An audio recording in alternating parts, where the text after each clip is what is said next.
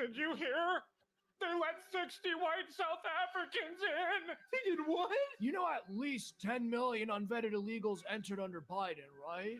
Well, are you racist? No, you don't get it. We have no idea how many of them were white South Africans. Oh my gosh, no! There could have been 60 more! That's It's a pretty massive good. breach of national security. The fact that we can have 120 white South Africans in this country Oh right my now God. is an unacceptable risk.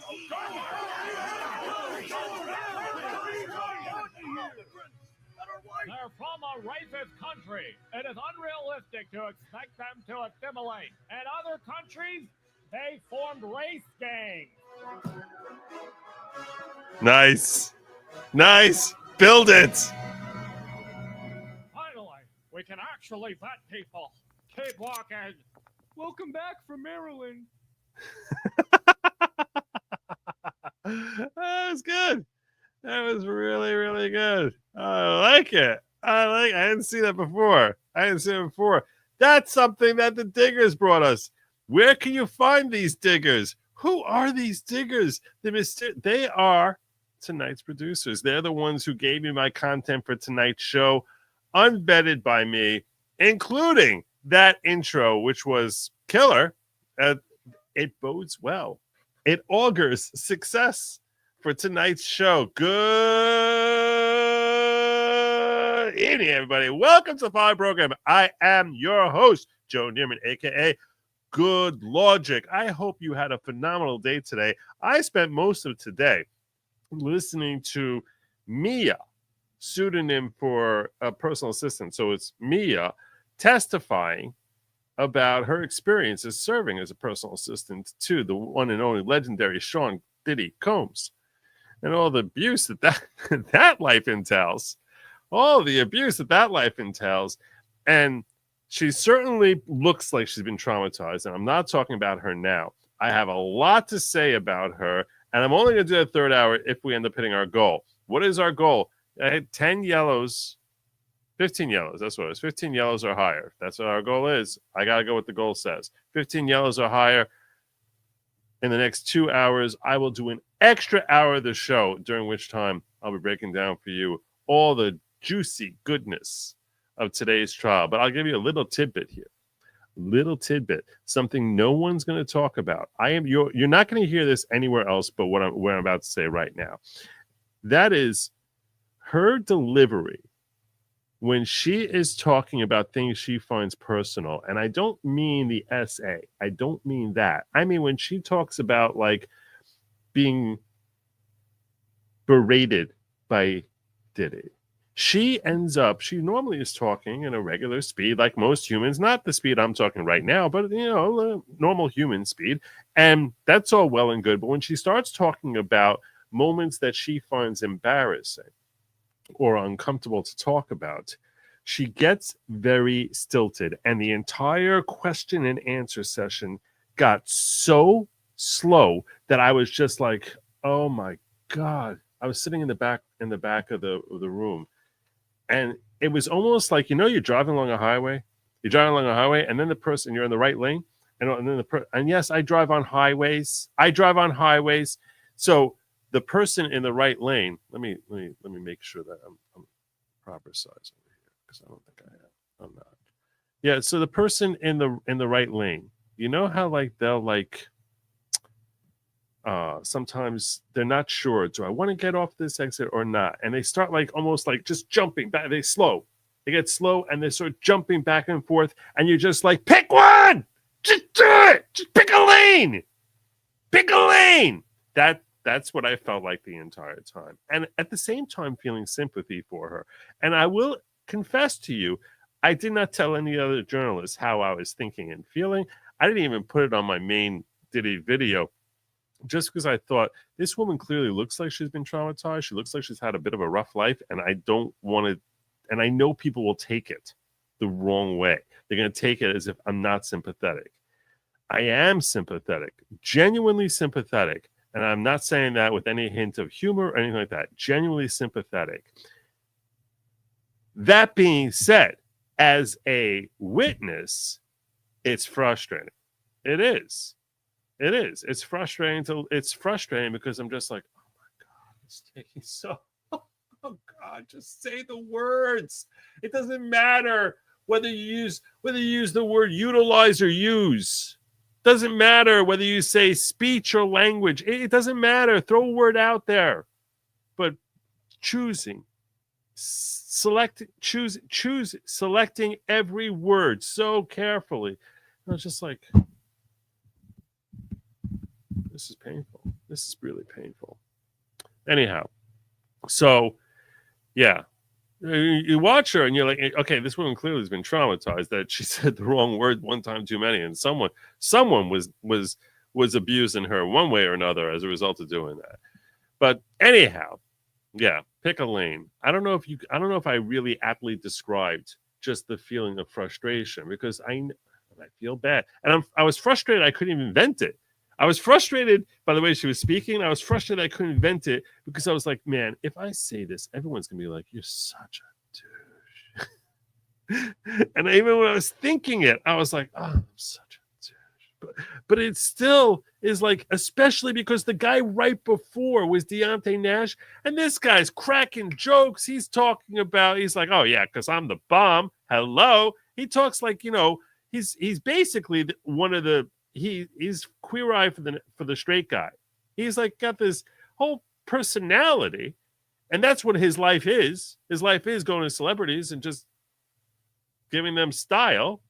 So he really is like a guy who stepped out of Queer Eye for the straight guy, and then you follow it with like I think that was 2012, maybe it was 2011.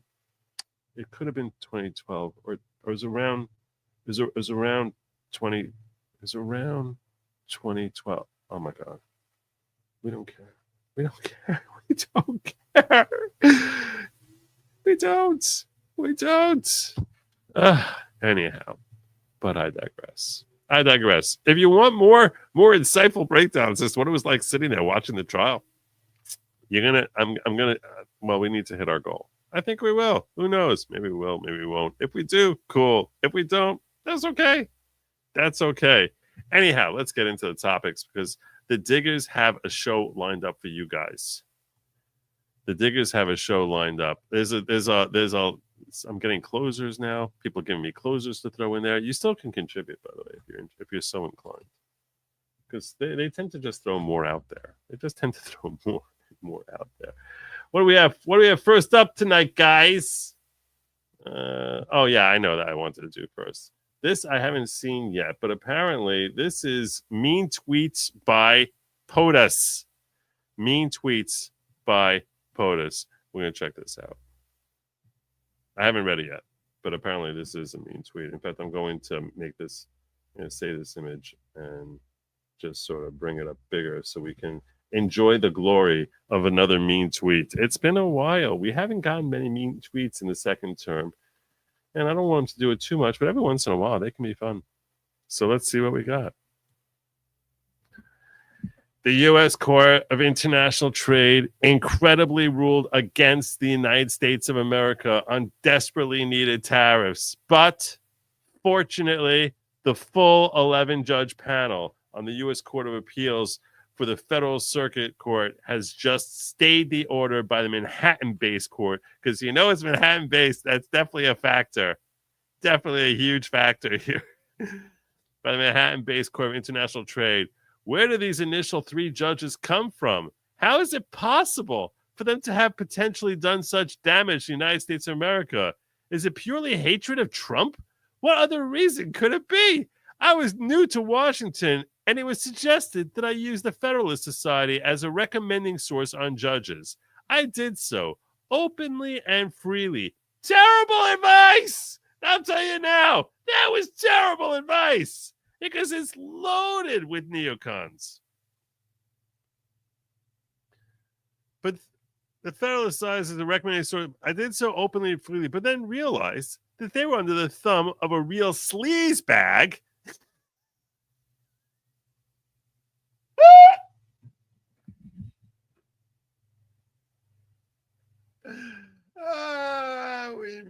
We missed you, President Trump. Welcome back.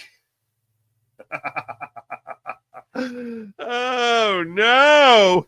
A real sleazebag named Leonard Leo, a bad person who in his own way probably hates America and obviously has his own separate ambitions. He openly brags now how he controls judges and even justices of the United States Supreme Court. I hope that's not so, and don't believe it is in any event. Leo left the Federalist Society to do his own thing. I'm so disappointed in the Federalist Society because the bad advice they gave me on numerous judicial nominations, this is something that cannot be forgotten.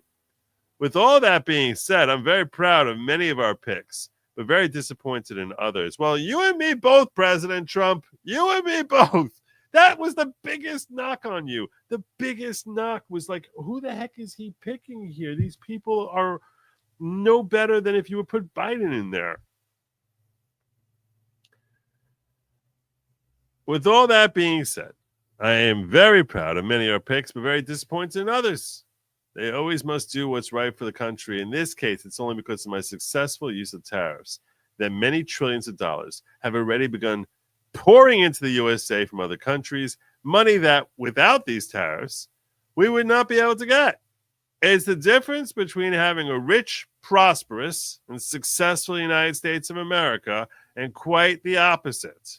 The ruling by the U.S. Court of International Trade is so wrong and so political.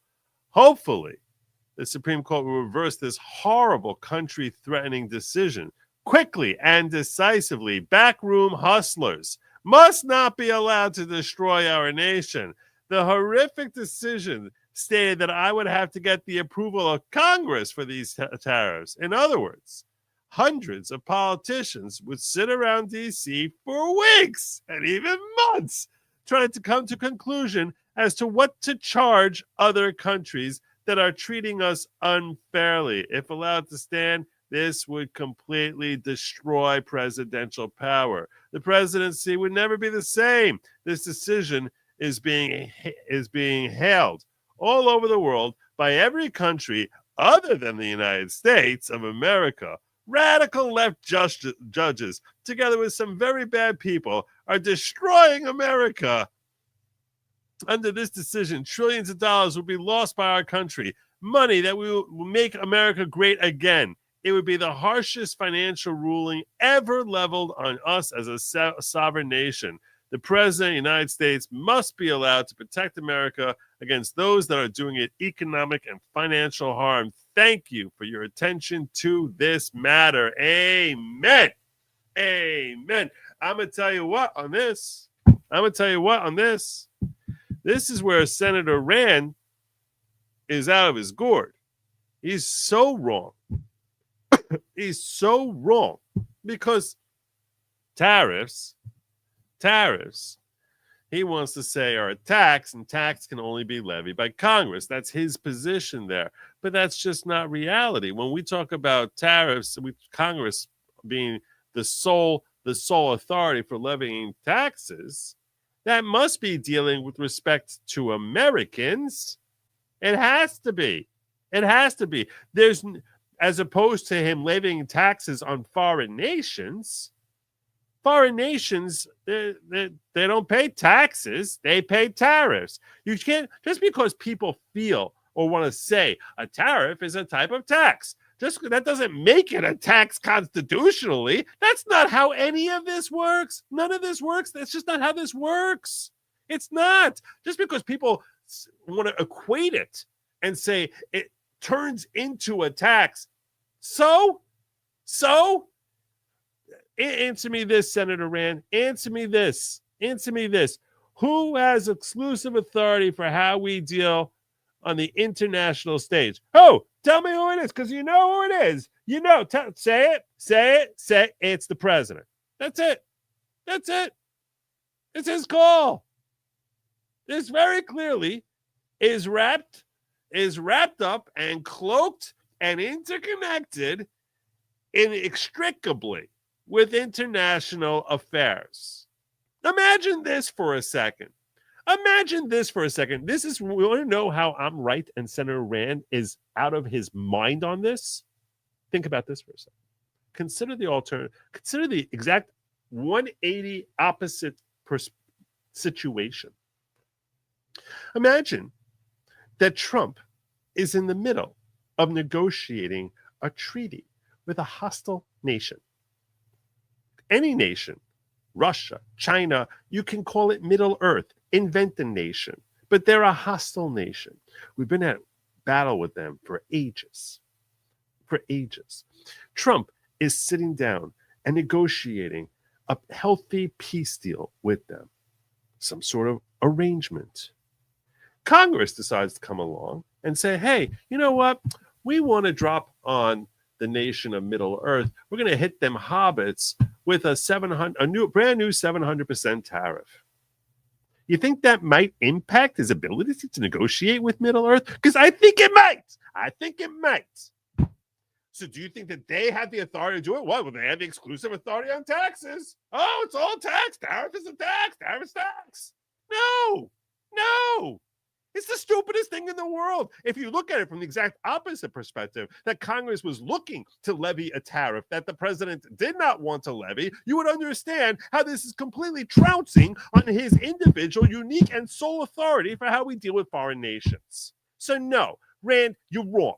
You're wrong. And you just need to think it through for 10 seconds and not worry to get your feathers all in a fluster that, oh my God, he's stepping on Congress's shoes by levying a tax. It's not levying a tax. It's a tariff. The tax is on American citizens. We don't even know when he levies these tariffs if that will cost American citizens one dime. There's no way of knowing that. You see, a tax, when you levy that on American citizens, that inherently is charging his own constituents money and taking money from their pockets and putting it in the government. That's hence the word tax. We don't know. There's no way to know that any one of these tariffs will cost a single American one dime. Now, will it realistically probably have some impact? Yes, it will. But this is his exclusive domain. And just because it may have some sort of impact in ways that no human can feasibly, reliably, and predictably and actually come to an accurate prediction that this is the number as to what it will cost Americans, it's not a tax. And hence, any claim that he needs congressional approval in order to levy a tariff is being alleged by someone who has a nefarious objective, a biased objective on this, or someone who's incompetent. Now, I would not like to I'm not going to throw Rand into either one of these categories. I happen to like Senator Rand. I think he got his feathers ruffled. So I'm gonna throw him into a brand new third category here of good faith stupidity. Okay? That it's a combination of short-sightedness and poor interpretation of the Constitution, which is motivated by a feeling of powerlessness that the Senate in general has. That's how I'm gonna attribute it. That's my thoughts on this whole battle here over who gets to control our tariffs. There you go. Great start there for the Diggers. Not going to kid. That was awesome. That was a really good start.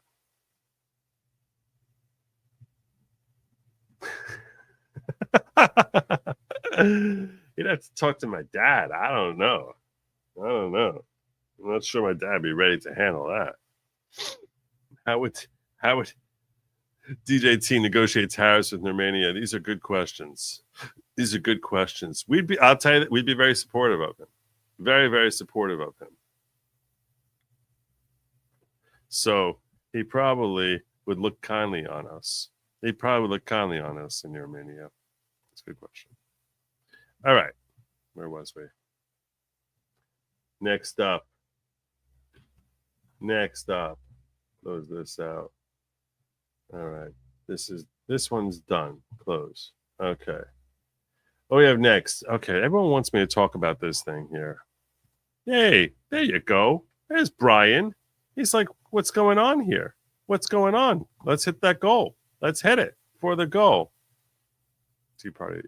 Sometimes you need a tea party. You need a Boston Tea Party, but if it's a tea party, if it's like the neocon Tea Party folk, no. So I guess it depends on the nature of the tea party. Look at Brian. You know what, Brian? I'm gonna count that one. I'm gonna count that. God bless you. Welcome to the following 10 new members of the following. Who'd you bring us? Who'd you bring us? Who's we need to know. The people members of the following. Who'd you bring us? Who'd you bring us? Who's I feel like I got the energy tonight. I'm high energy tonight. I'm feeling strong. Thank God. All right.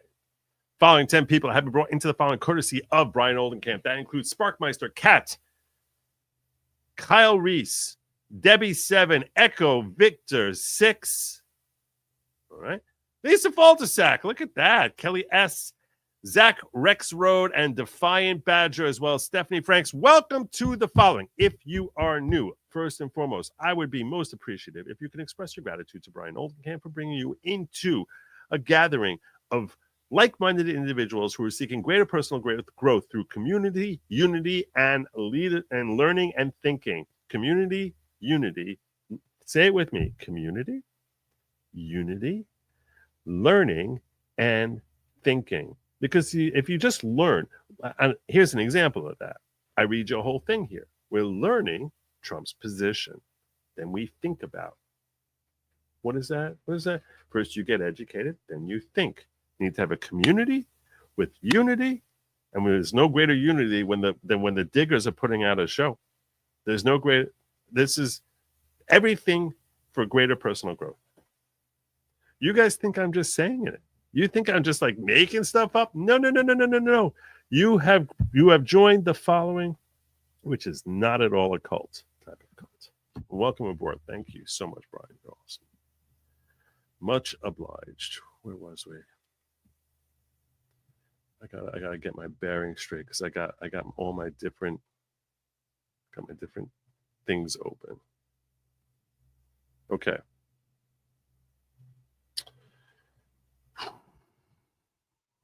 Next up.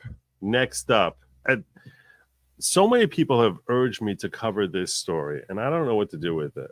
When I first heard about it, Jim told me about this story first. He did. And I was like, I don't know what to do with this. But maybe as I read the story, I'll be able to better appreciate where to go with it. But we're gonna learn about this together, and then we'll do some thinking. Breaking. 6 people, including a USDA employee, busted in a $66 million food stamp fraud scheme. I guess that's good. We're catching USDA. There you go. Arlasa Davis, a USDA employee responsible for identifying SNAP fraud, allegedly, she's the one who's responsible for identifying. Oh my God. No!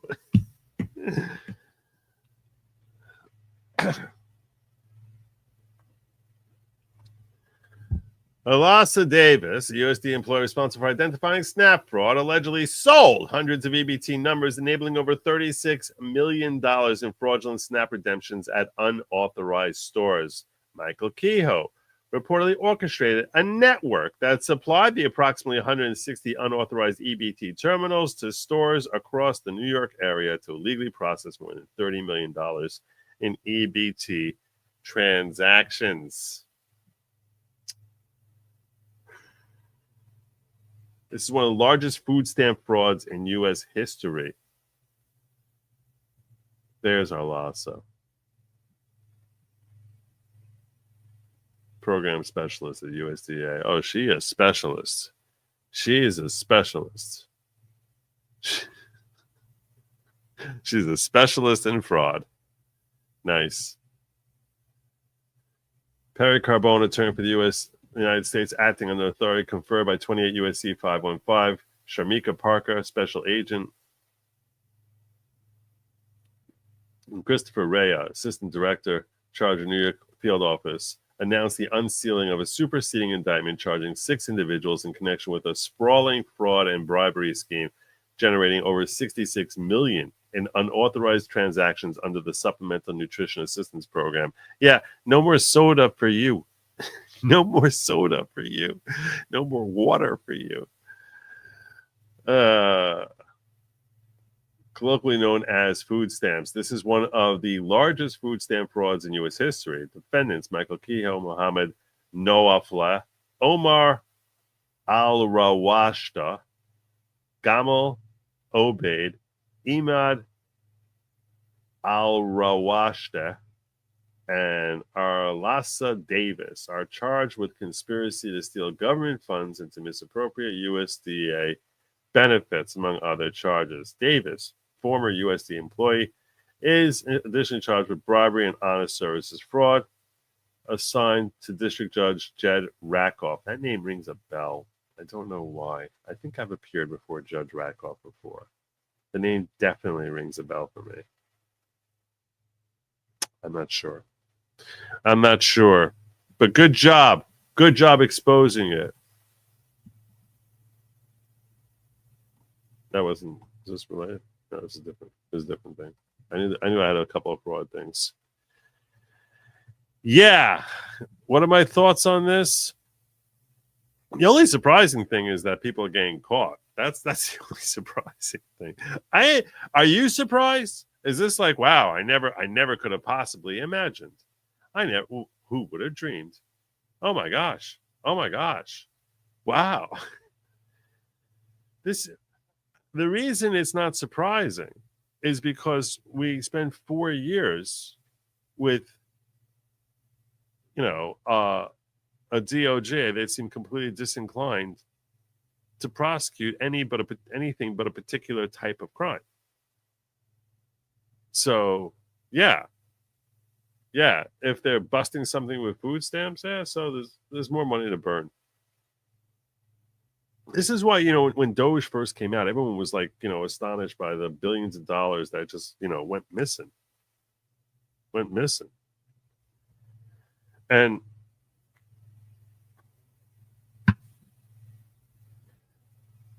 it's like when there's no one looking, of course human nature is going to kick in.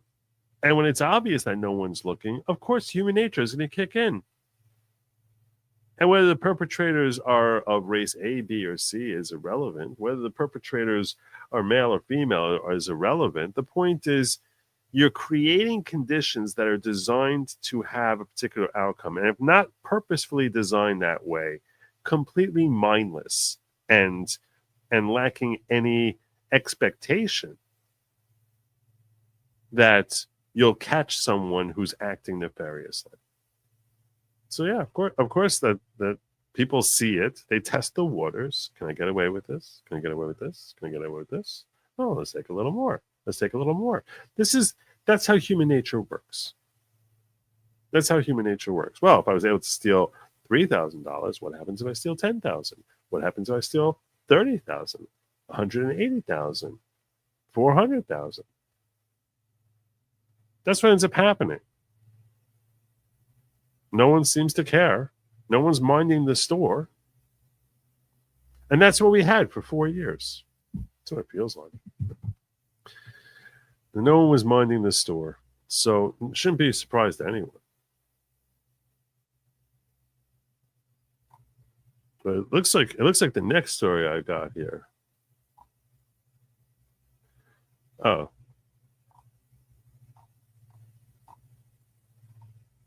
So I have a longer version of this.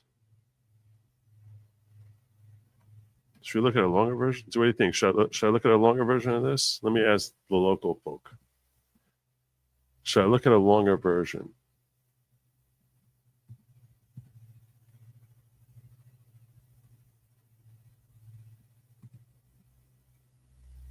You know the longer version. That's the justice.gov thing. Should I look at that? Oh, we should. Jim's giving me a clip for this. See, this is what I like, clips. There's no video. Dang it.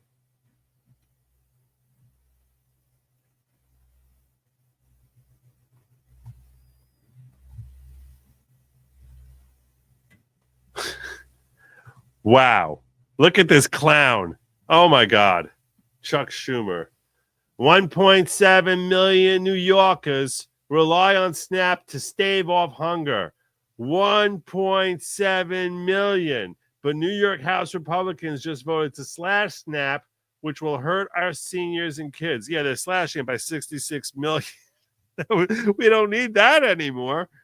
Grow NYC faith leaders, farmers, grocers, and I are standing together to fight the hunger crisis these Republicans are going to create. There's always a crisis. There's always a crisis that he needs to address. And then when the crisis doesn't happen, oh, look at the crisis we averted. Look at the crisis we averted. You want to know everything about the Democratic Party? Everything about the Democratic Party. Everything about the Democratic Party. You want to know everything about the Democratic Party? Here's everything you have about the Democratic Party. Okay, I'm gonna be a Democratic politician right now. Yeah, I should become a Democrat. It's so easy. It's so easy. If you don't send, you need to send. I need $100 in the next 10 minutes from you guys. You need to send me $100 because if you don't send me $100, a meteor is going to hit your house. Just send me $100 and I'll stop that meteor from hitting your house. So I'm begging you it's essential. Lives are at risk that a meteor is about to strike the house of one of you right in the next 10 minutes. The only way we can stop that is if one of you sends me $100 and I'm going to use that money to stop the meteor. So you guys need to send me the $100 really fast. This is a life or death. Normally I wouldn't ask, but this is a life or death scenario. So it's an existential crisis, So you can, no jokes, no nothing, but I need one of you. Collectively, it can happen collectively. But look into your heart. I'm going to stop it. I just need $100. Just send that $100 and I'll stop it. Because this crisis, which is it's practically on the outer edge of our ozone layer right now. It's coming. The crisis is coming. We need money.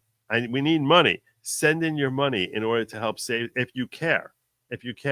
Look, the Republicans don't care. They're happy to see people have their houses go up in flames from meteors. I care. I'm here to stop them. We need to use this money in order to protect viewers' homes from meteors.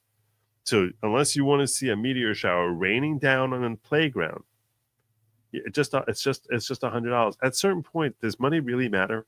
Is money really important to you? It's not. All right. We have $2 so far. Only $98. We can save lives. There you go. See? We just need $100. And then there's only 8.5 minutes left. The clock is ticking. The clock is, do you want them to die? That's what you want. That's the Republicans want them to die. They don't care because they're racist and they figure that the person whose house is going to get hit is a black guy. So, but we care about every American. We care about every human. We care about the Maryland man. We care about them. There's a crisis. There you go. Democratic Party did not cut anything because we get sick. And then when the crisis doesn't come, they're like, oh, look what we averted. Thank God. If not for us, that house would have been destroyed. They're like, wait a second. Wait just a cotton picking second. Democratic Party did not cut anything because we get 6% of all expenditures. What? We do? Who?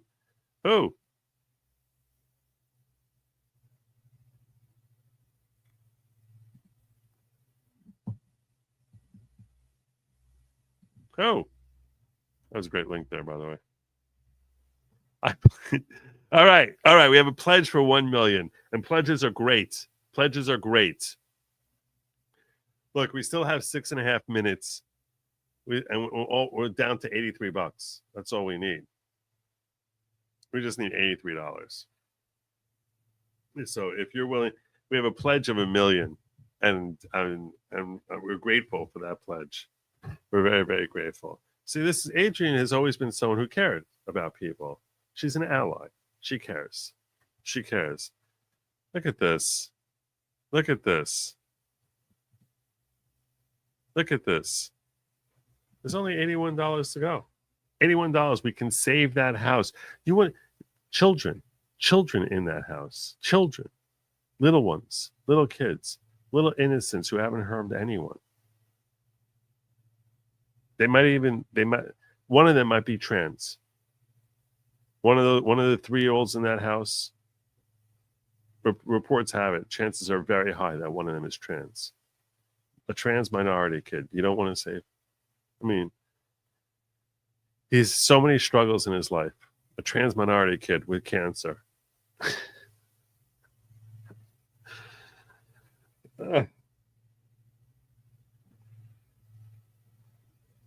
So if you want to save the trans minority kid with cancer from getting hit by a meteor, you need to say we need this money now. We need it now. Pledges are great.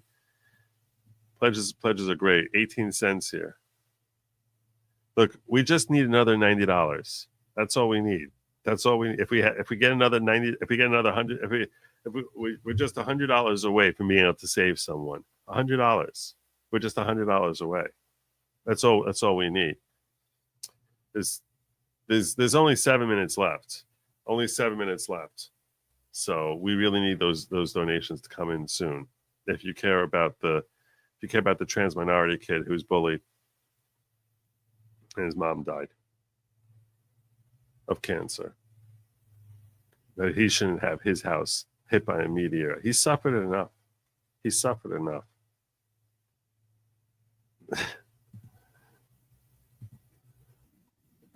Of cancer.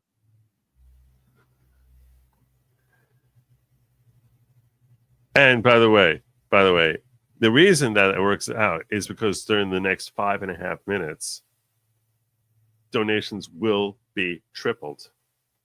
Yeah, donations will be tripled. But the clock is ticking. The clock is ticking, and the meteor is getting. It just keeps getting closer and closer. It's very scary. These are desperate times. Pam, always a faithful. See, Pam is speaks from the heart. She speaks from the heart. Democrats, Republicans as well get a cut of everything they appropriate. It's their cut for the hard work. They work very hard. They work very, very hard. It's not easy coming up with this stuff. You think it's easy? It's not. They work very, very hard. They work very, very hard. So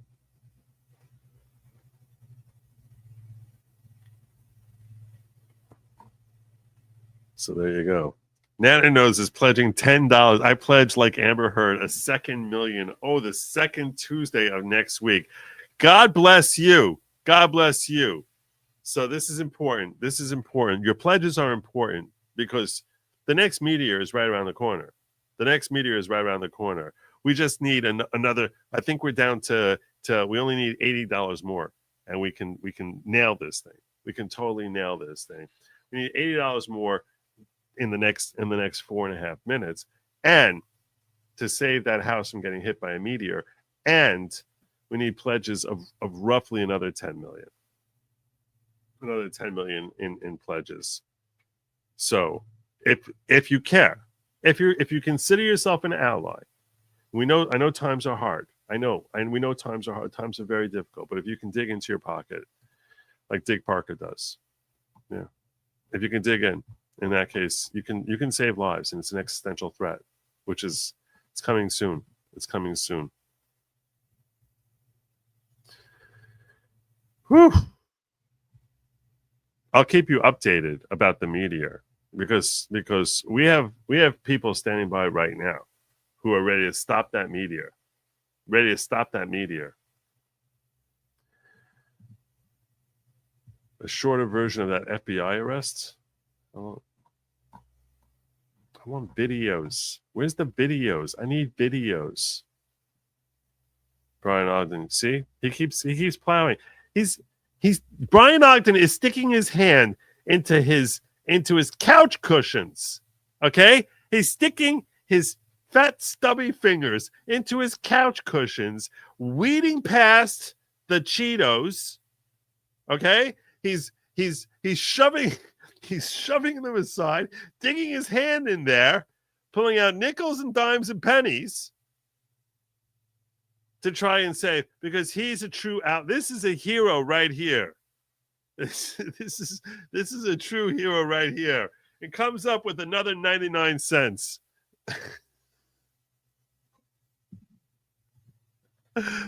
Oh yeah.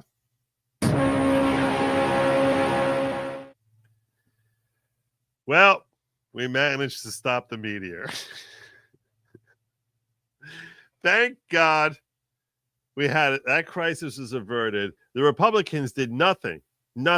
We managed to put together this money over here in order to stop this meteor from hitting poor little Tagande's house, because it was going to watch one of your fellow viewers here. I'm not going to call him out by name, but everyone, let's give a hand for Tagande and for Brian for stepping up and saving Tagande.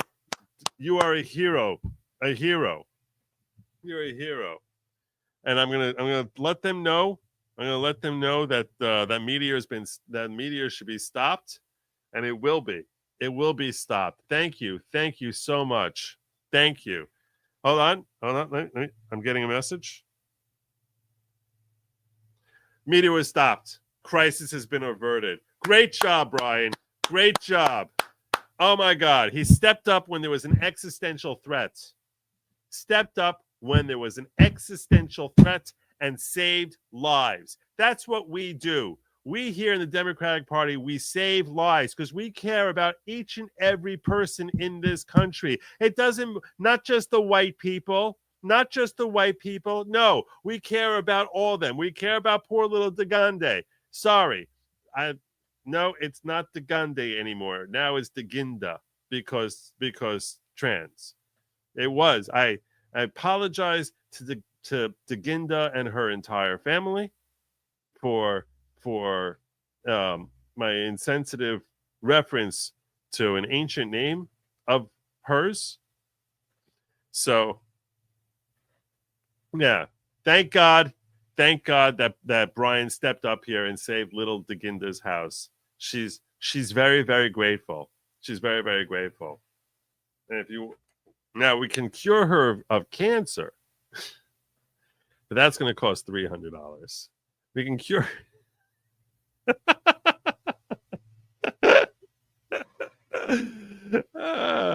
Brian, you're tonight's hero. God bless you. God bless you indeed. Cure her of cancer. What about those dogs? I pledge money. You pledge money to the dogs?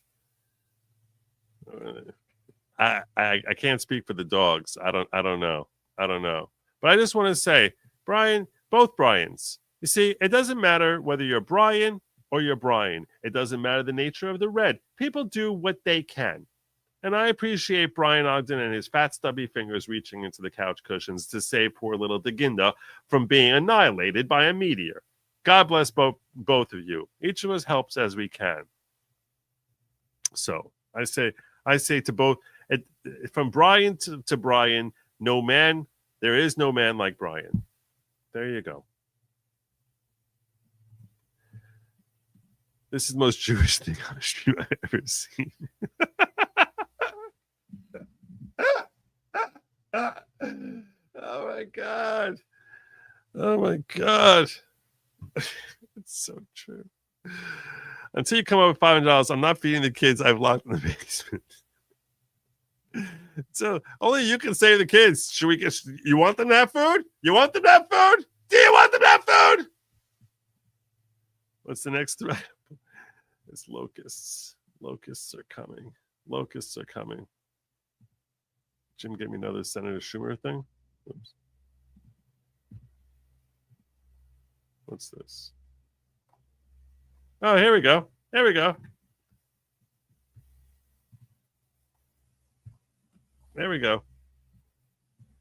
This Daginda is known as Patty. Thank you, Jim, for sharing this.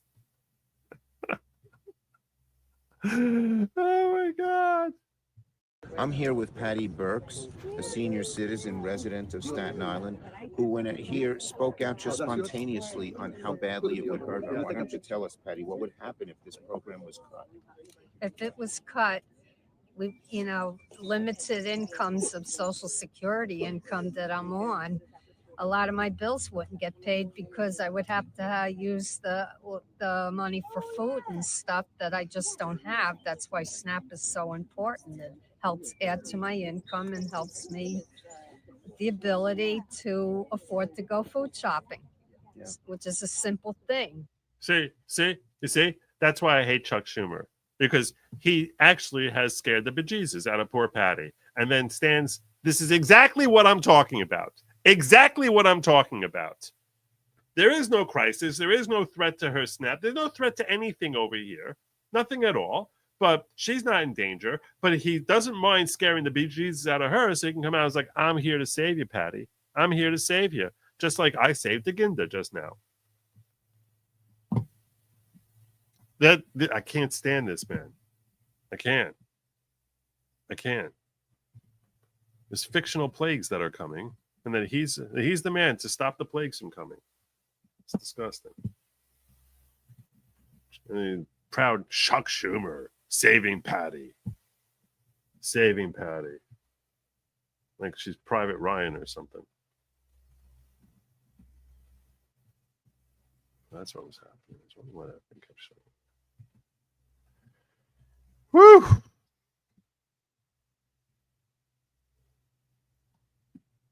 I should check over in the ghetto, because the ghetto gets upset when I don't check on them. And they've been active.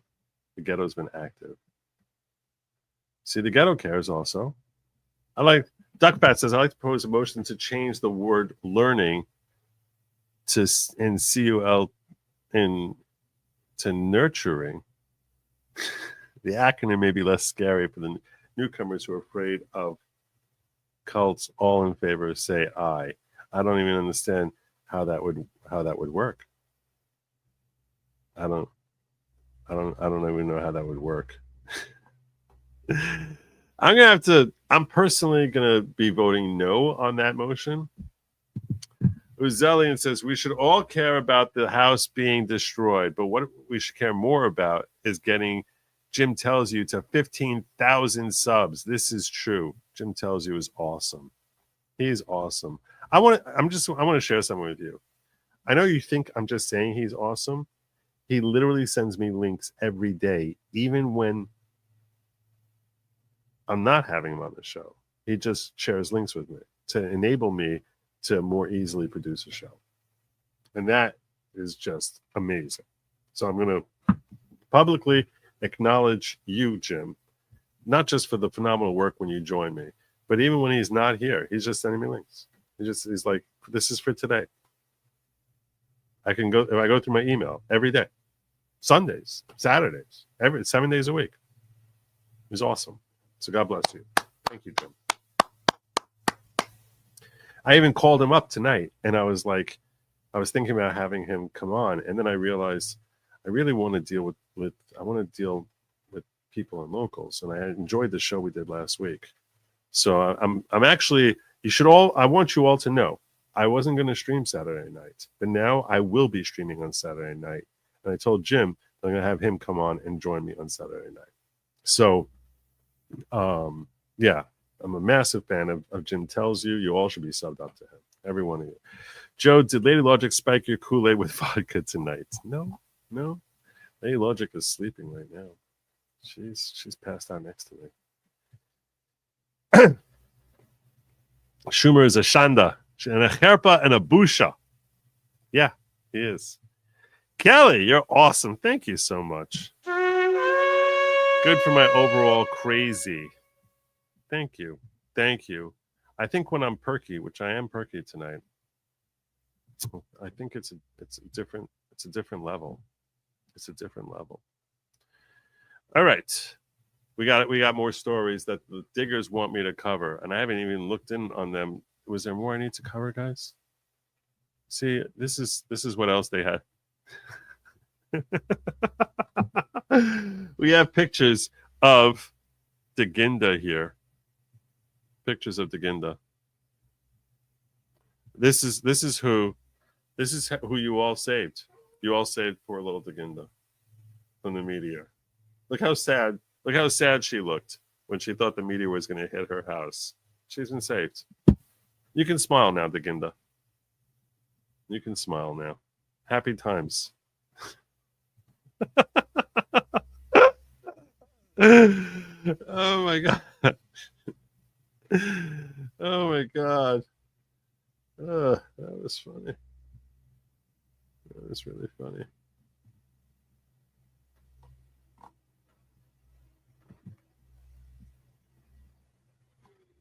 Where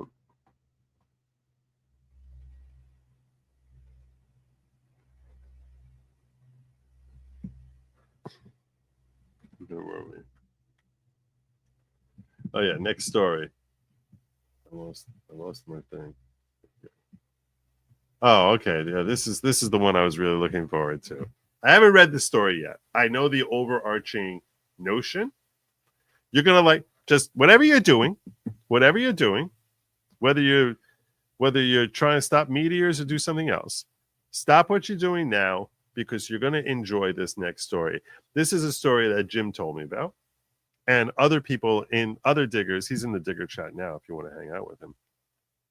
Other diggers also were like, you got to talk about that Harvard professor. You got to talk about the Harvard professor. And as soon as I heard this, Jim will tell you, I was laughing my A off. I was. It's so typical. And here we go. Zero hedge reporting. Harvard. That's right. The inestimable Harvard. Holy moly. Oh. Gotta hit this real fast. Good evening, dear leader and fellow diggers. Thank you, Bella Stella. You awesome. God bless you. Good evening to you. This too. I didn't want to tell anyone because I didn't want to alert anyone, but the Niagara Falls Dam was on the verge of getting of having the water just burst right through. Your $100 saved the dam. It did. You guys don't even know the crises I'm putting out here while I'm conducting this show. And when you donate money, I'm just stopping more and more existential crises that would ruin lives forever, ruin them. And I'm stopping them whenever I get donations. That's what I do. I'm stopping crises from happening. So I can only do it with your help. And folks, you've been amazing. You've been really amazing. So I want to get to this Harvard professor story. We'll come back to the other crises that I need to avert. Don't worry.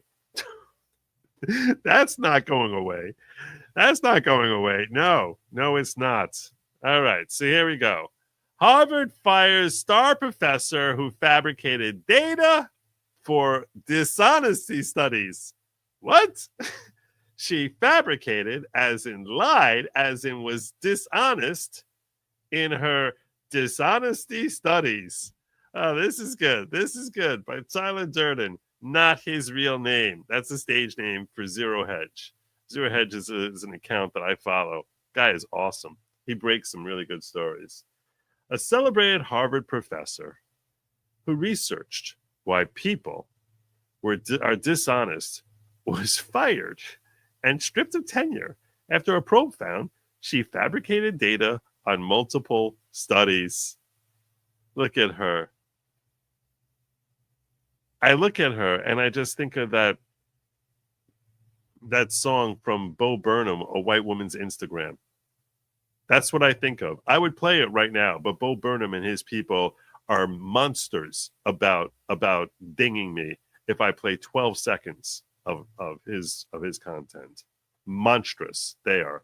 They start looking for other videos where I could be talking about Bo Derek, and they'll be like, "Oh, flag him!" So yeah, I don't go nowhere near, but I can recognize that the guy can be funny. He's kind of annoyingly liberal, but he can be funny. Hell, even Bill Burr went liberal recently, and that broke my heart. He can be so yeah, he can be funny, and that song was an episode that was actually very funny. And yeah, this woman, everything about her, I'm surprised she lives in Massachusetts because she looks like she's from New York City. Francesca Gino, a star behavioral scientist at Harvard Business School, whose work focused on why people cheat, was found to have manipulated observations in 4 studies so that their findings supported her hypothesis.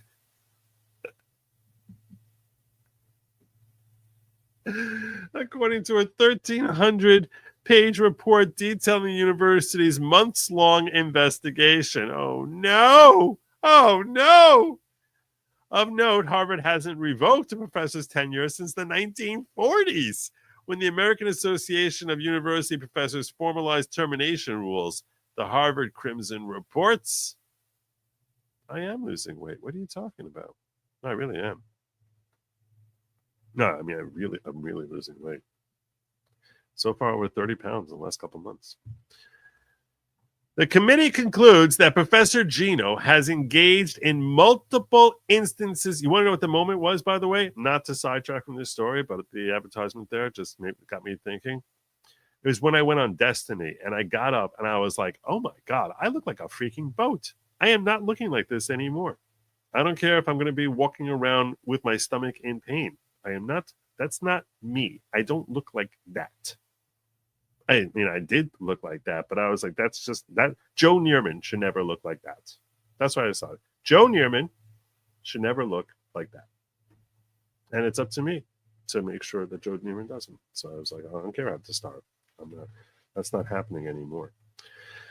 The committee concludes that Professor Gino has engaged in multiple instances of research misconduct across all four studies. She only did 4 for 4.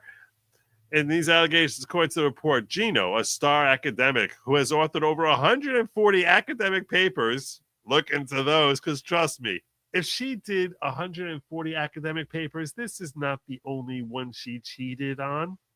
What do you think? She's like, oh, I'm really plumb out of ideas now. I guess this is the time I'm going to have to cheat. No. I guarantee you that 137 of them, if not more, have similarly fraudulent work in them. That's my personal opinion. I said it as a guarantee. It's my personal opinion. So no, you stupid lying hoe. You don't have to sue me for it's an opinion. But if I was Vegas, I would put the over under on how many she cheated on at 137 and suggest you take the over. 140 academic papers and snagged numerous awards came under fire last year after a trio of behavioral scientists published a series of explosive posts on their blog, Data Colada, writing 4 academic papers published between 2012 and 2020 that the Harvard professor had co-authored contained fraudulent data. The university required report detailed that Harvard began a preliminary investigation of Gino's work in October of 2021. It took them 3.5 years. 3.5 years. 3.5 years. I guarantee you that since that report, she's probably written 4 more fraudulent papers since you started this investigation. Gino was working in October 2020 after Data Colada researchers brought their concerns about the paper's sketchy data to the school. The university launched a preliminary investigation into Gino's work after red flags emerged in a study that she co-authored and claimed requiring people to sign an honesty pledge at the beginning of a form versus the end significantly boosts honest responses. The study was retracted in 2021 due to evidence of data fabrication, relying on 3 separate lab experiments to support its findings. The Data Colada scientists then found 3 more studies in the same paper, which appeared to rely on manipulated data, prompting a full probe into the allegations, which was conducted in 2022 and 2023, in which people who work with Gino, I want to read her paper now. I really want to read this. I want to read this paper. I want to read this. I'm so curious now.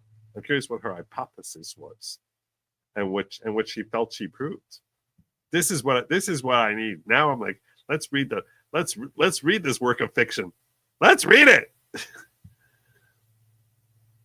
Relying on 3 separate lab experiments to support its findings, data collected scientists then found 3 more studies in the same paper, which appeared to rely on manipulated data, prompting a full probe. And outside forensics, the genopapists were interviewed at Harvard Business School faculty and analyzed the data, emails, and the paper's manuscripts. An outside forensics firm was also hired to assist in the analysis. When asked, Gino insisted that issue with her work may stem from errors by her or her research assistants. It's not me. It's not me. I got to throw other people under a bus. She's like sitting there. She's like, I can give you names if you want. Beep, beep, beep, beep. You need another name? Beep, beep, beep. Backing that bus over her research assistants. Oh, she didn't give any credit when she came out with the report, but now she'll back the bus up on over them. Classic white liberal woman. Someone with malicious intentions who may have tampered with her work. Obviously. Lots of those MAGA folk dancing all around in that Harvard Business School there were probably manipulating, trying to target her. Investigators saw right through that, provided their findings to HBS deemed data on March 2023, after which Gina was placed on unpaid leave. Gina took to her blog. Oh, we got to read the blog. Oh, we got to read the blog. We got to see the blog. Oh, we got to see the blog. Oh, that's coming to defend herself. Let's with all due haste. Innocence. Oh, here we go. Francesca v. Harvard. Innocence. Oh, here we go. There's one thing I know for sure. I did not have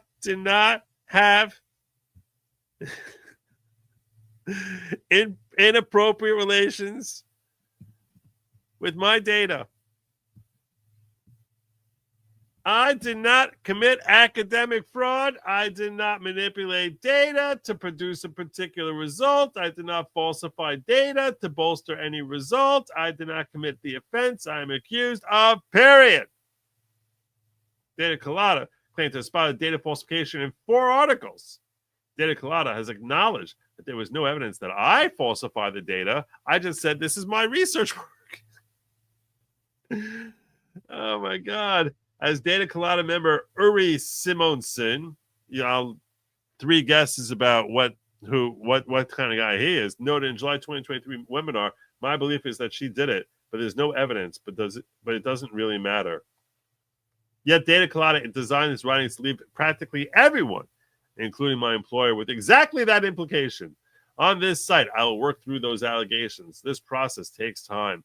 I hope to share more of my analyses soon. Proving my innocence has been hampered by Harvard's refusal to give me access to certain information that would help me prove what happened, because it's not at all my fault. It's not. It's all my data researchers. Those people who I didn't name in my report, they're the ones to blame. Everyone should be firing them. I requested the information from HBS in July before filing the lawsuit. HBS has provided no response. That's Harvard Business School. But I commit to doing everything I can to establish what I know to be true. I did not commit academic fraud. Oh. Do we have more from Francesca? Oh, there's more. Why my innocence was not found originally? Oh, my God. Do you date this stuff? So we can actually... No, you don't date it, because that would actually... That was 2023. How many of these...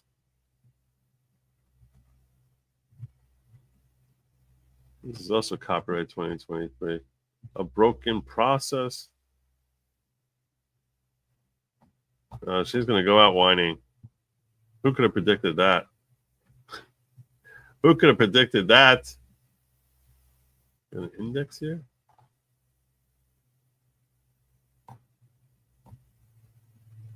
Oh, should I sign up? No, I'm probably not going to care about the story in 10 minutes. I predict I'm not going to care about this story anymore in 10 minutes.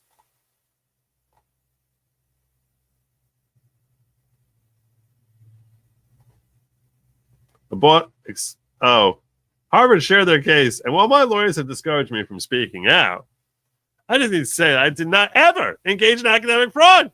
She wrote on her website in March 2024, once I had the opportunity to prove this in the court of law with the support of experts, I was denied through Harvard's investigation process. You'll see why their case is so weak and that these are bogus allegations, except a Boston judge dismissed her defamation claim.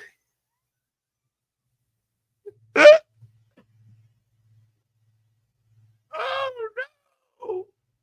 Oh, no. I guess her claims were bogus, too. Her defense was bogus, too. Oh, no. Oh, no. What a rough time Gina's having.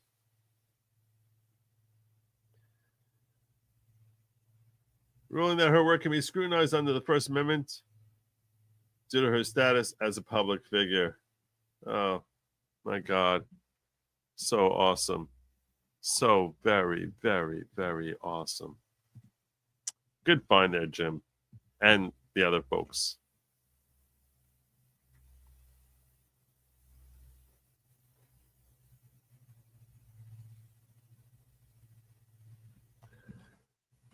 Yeah, I see what you dropped there, fans. I see what you guys, you should check out Locals because there's good stuff happening in there. I see what you dropped in there. I see what you dropped in there. Oh. That one I'm going to cover. That one I'm going to cover. It's not the sort of thing I generally would cover on this show, but this one I would cover. Because I think it's probably pretty funny too. All right, what else we have next here? Oh, yes, this is another one I wanted to cover. This is another one. When I heard about this, I was like, oh, hoaxes are always good. Speaking completely unrelated to what I just said about hoaxes always being really good, I just got word. I just got word that apparently there's a massive wildfire that's on the verge of getting out of control in southern Arizona. It hasn't happened yet, but if we manage to get $200, we can stop this wildfire before it destroys our most precious resource, nature. Due, unfortunately, to climate change, which resulted from greedy corporations pouring carbon dioxide into our atmosphere. There's a our expert climatologists are saying that a disastrous wildfire that could potentially cost thousands of lives is about to erupt in southern Arizona. This is an existential crisis which affects all of us, obviously. Whether you're in southern Arizona, in the Northeast, in Alaska, it could, in theory, consume the entire country. Now, for just $300, we can stop this wildfire dead in its tracks. Stop it dead in its tracks. Plus, we actually have drivers that are willing to match your donation by up to 400%. 400%, if in fact we can raise this money in the next 12 minutes. So, which should allow us enough time in order to stop that wildfire before it erupts and consumes pretty much the southern border and every migrant who's looking to cross here and escape in the persecution that they're facing anywhere they are on this planet outside of our borders. So if you can find it in your heart if it matters to you, if human life matters to you, it doesn't matter to everyone. It doesn't matter to everyone. If human life matters to you, the expectation is it's very close to an orphanage. It's very, very close to an orphanage. We're just praying that we could find some way to save the kids. Because what about the children? Ask yourself this: what about the children? What about the children?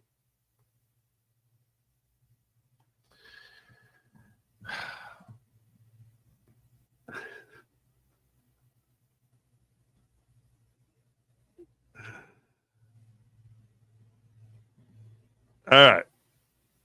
Where was we? Yes. So I like me a good hoax. I like me a good hoax.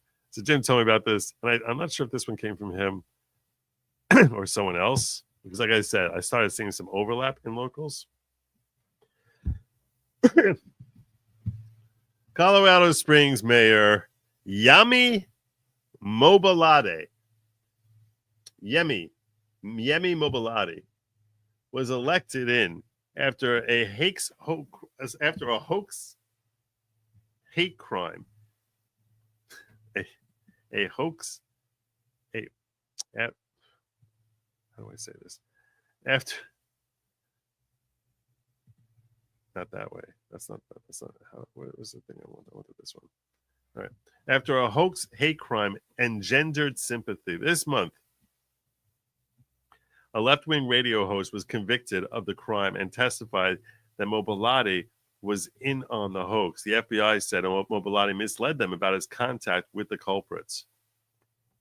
Colorado Springs' first black mayor implicated in a hate crime hoax at federal trial.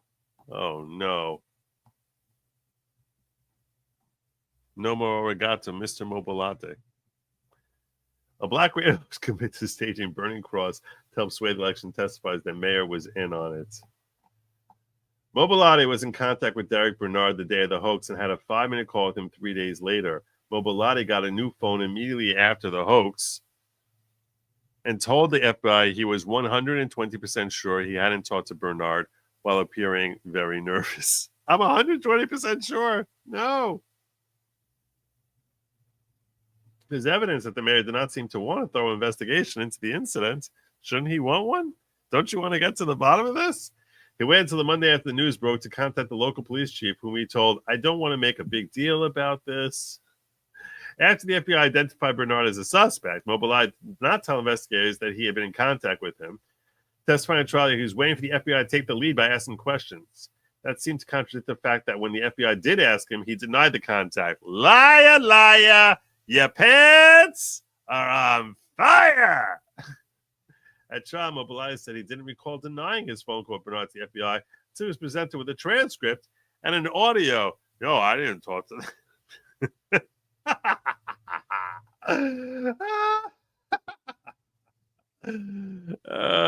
Lying to the FBI never works out well. At the time, I was confident Mobolade testified according to Colorado Springs Gazette. The Gazette reported that Mobolade appeared flustered as he fielded questions from the defense about the timeline of events and specific details about his communication with Bernard.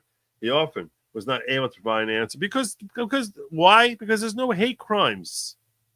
There ain't no hate crimes. This is why they need to hoax all the time. When it's like there's a shortage of hate crimes.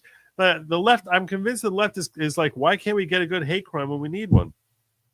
Bernard said in that 5-minute call, he expressed concern that the story getting too much attention would backfire, and the Mobolade said he'd squash it. Mobolade then began telling the media not to give the story any oxygen. Let's not talk about this anymore.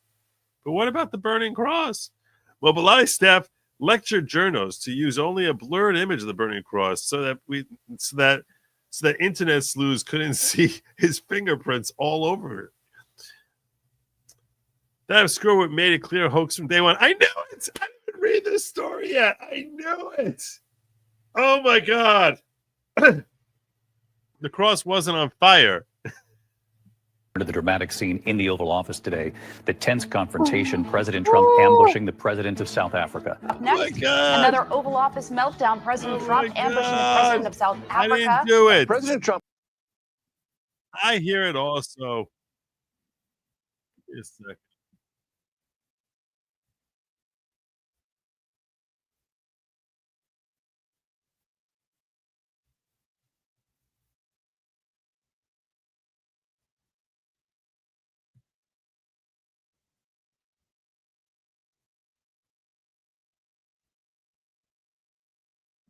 Where is this? Ah,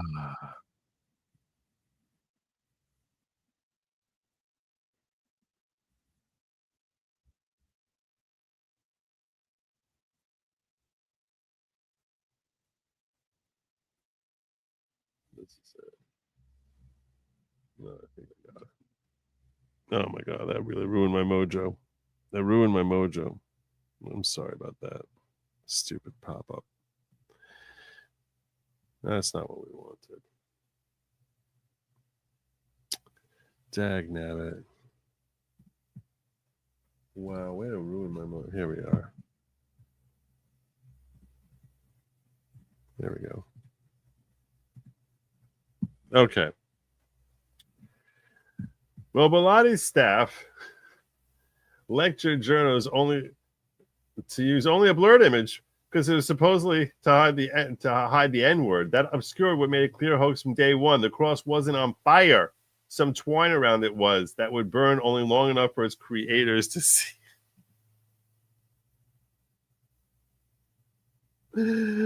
Oh my god! Oh my god! Oh my god! You're so stupid. Why are people so stupid? I guess we should be grateful that when corrupt people are very, very stupid. Very, very stupid. Can we see a picture of it?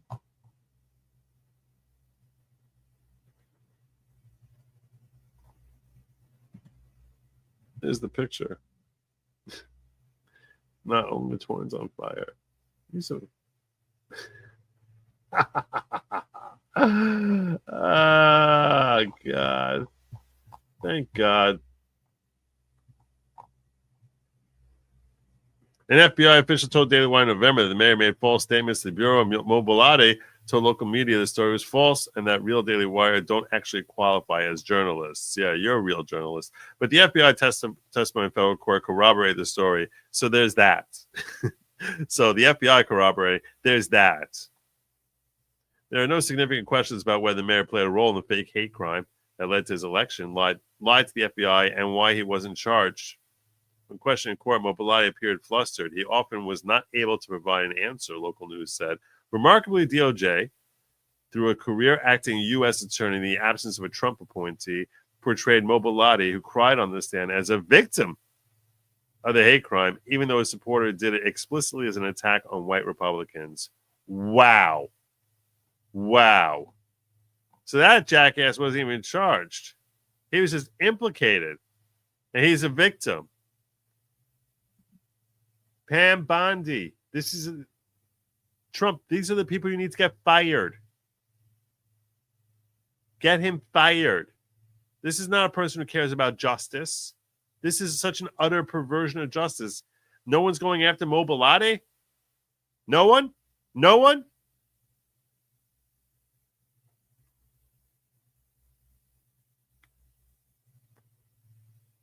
Wow. Wow.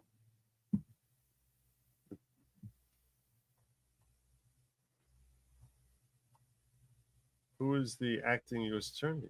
Tell us, Luke. I never heard of Luke Rosiak before. This story was shared with me. Who's the acting U.S. attorney?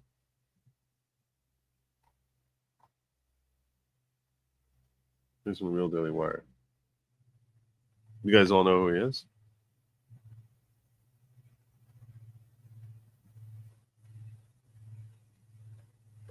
Supposedly they arrested a few hundred sickos. Supposedly.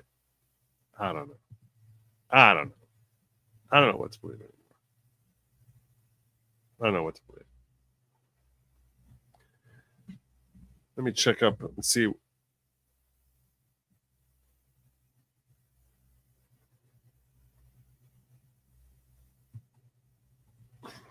What's up, guys? Welcome back to another video. And today we are saving kids' lives. I mean, literally saving kids' lives.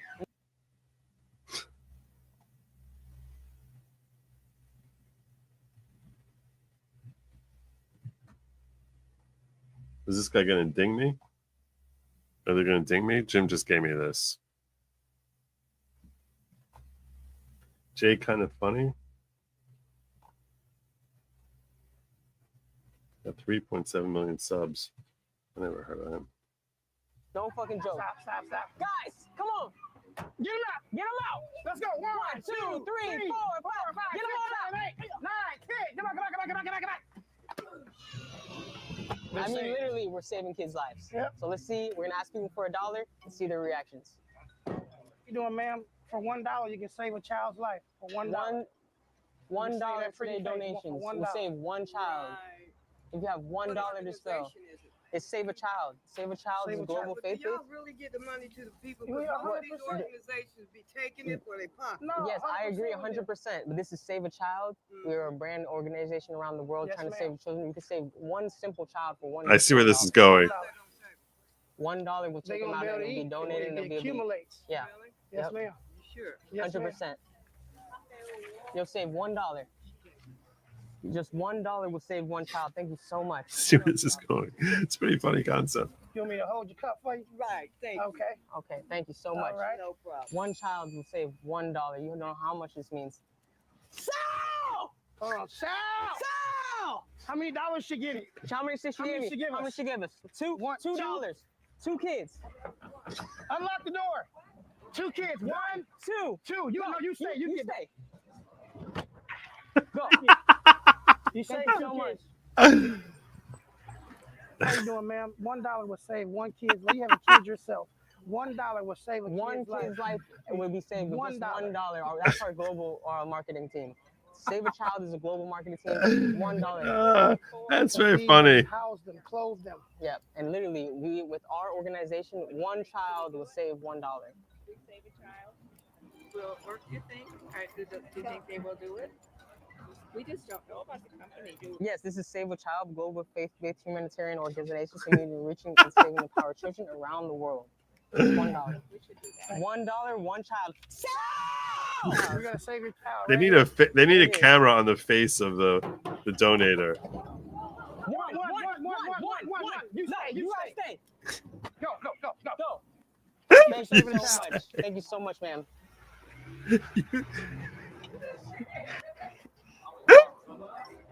Excuse me, man. $1 can save a child's life. That's very funny. $1. All right. I have a feeling that's funny enough that they're probably going to ding me, and I wouldn't blame them. That was pretty good. That was really funny.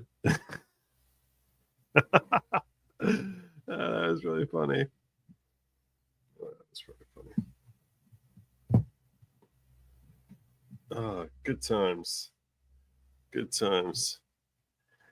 All right. What are the stories we have here? Let me make sure I don't miss anything important. Oh, yeah. Okay. All right. And in news of the weird, this came in late in the diggers. This came in late from the diggers. But it makes total perfect sense given the political climate of today.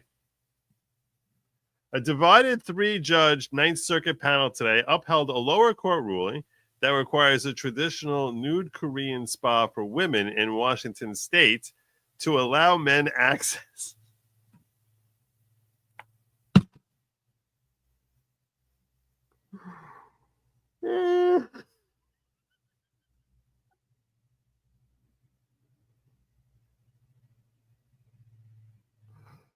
Oh God! This is the fall of the Roman Empire.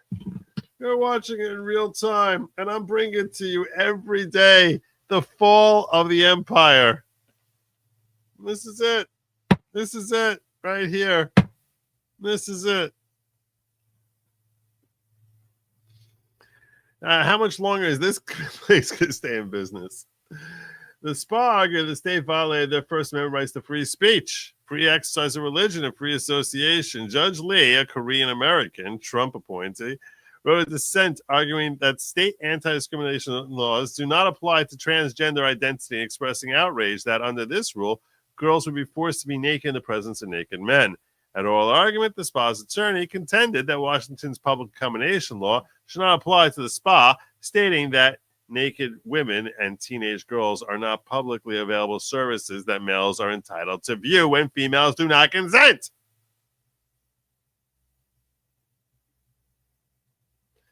The government is allowing men to trample on the basic rights of women and girls once again.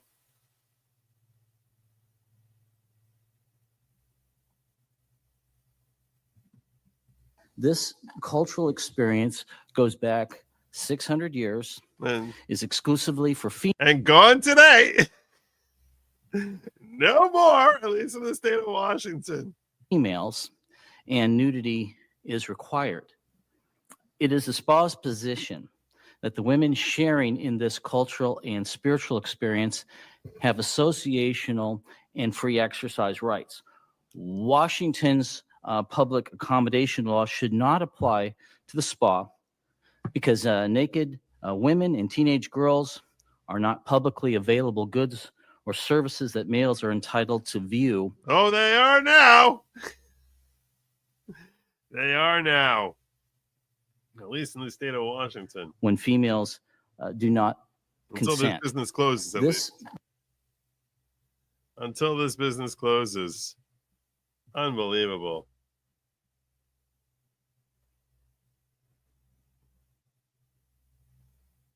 Olympus Spa provides traditional Korean spa services rooted in hundreds of years of tradition.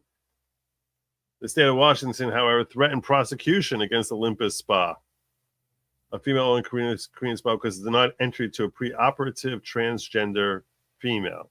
Preoperative transgender, meaning a dude. It's a preoperative, meaning no operations happened yet. So by every account, dude with Franks and beans, with a Frank and beans, a biological male identifies as female but has not undergone sex reassignment surgery. Now, under edict from the state, women and even girls as young as 13 years old must be nude alongside patrons with exposed male genitalia as they receive treatment. And female spa employees must provide full body massages to naked preoperative transgender women with intact male sexual. Oh my God. Oh my God. Rome wasn't built in a day, but it died today. Oh my God. I said Frank and beans. This is not what Washington state law requires. While the Washington law against discrimination forbids discrimination based on sex and sexual orientation, its text and structure make clear that it does not cover transgender status. Well, that's the problem you got with the whole trans situation. The whole trans situation.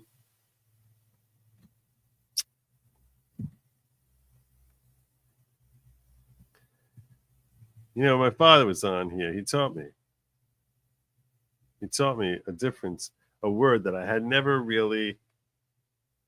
He said that trans is the opposite of con. We're talking about transubstantiation as opposed to consubstantiation. And I was like, that's the more appropriate term. It's not transitioning. It's consitioning. That's what it is. It's consitioning, which is a fake change. That's the more appropriate term. Wow. That's a funny story. That's a funny story. See, this is something else the Diggers gave me, but I'm weeding it out because I'm sorry. This is just, I don't care about the last living grandson of John Tyler. No.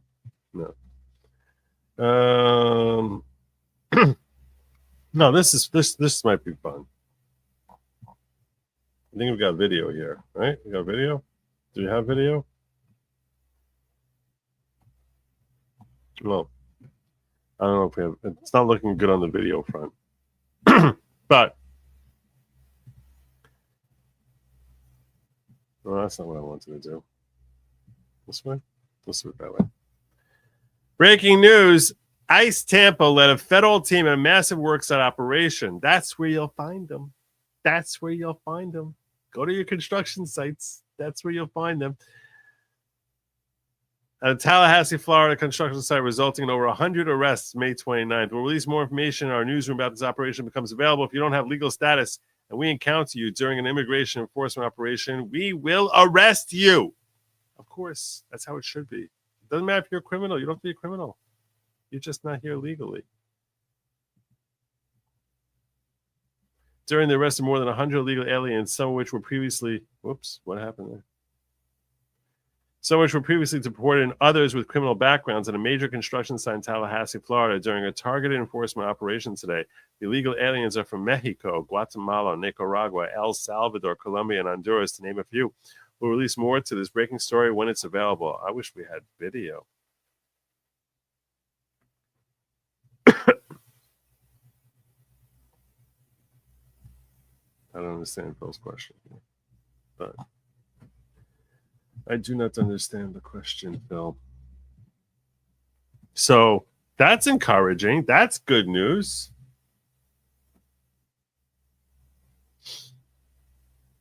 Torn about whether I want to cover this one.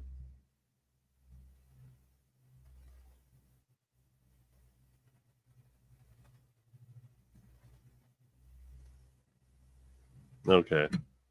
I don't know where this story is going. I don't know where this story is going, but locals people gave it to me, and tonight we respect the locals people in ways that they deserve to always be appreciated and respected. Let's do this one. All right. A U.S. Republican senator called his wife before leaving office, telling her that he was bringing 2 colleagues home after work.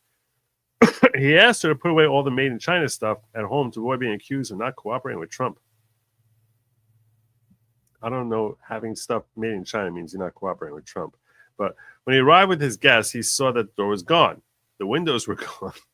And all the appliances, furniture, and decorations in the house were all gone. His guests were shocked. However, the guests were thrilled when his wife came out to greet them completely naked.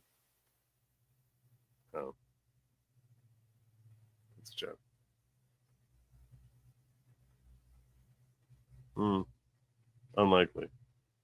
Unlikely that anyone would be thrilled with what that likely would look like. So, yeah, I guess that's liberal joke or something. I don't understand why anyone would not have things made in China. That doesn't make sense. I covered this story. Who's this? I don't want that one. All right, this one also, we're talking about news of the weird. This will qualify as weird.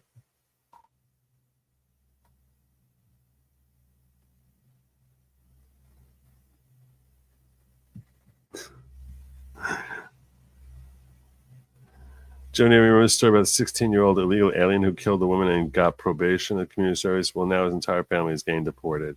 Nice. Nice.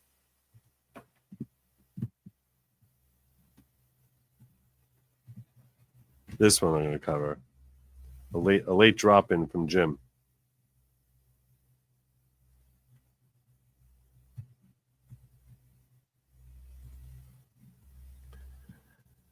Breaking Ice confirms to Fox News they've arrested the teenage Colombian illegal alien who was given no jail time and probation after he hit and killed Caitlin Weaver in Aurora, Colorado while driving 90 miles an hour and unlicensed.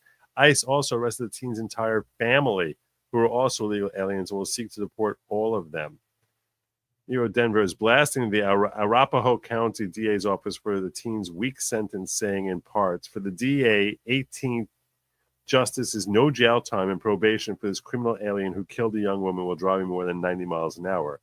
For ICE, justice is arrest and removal.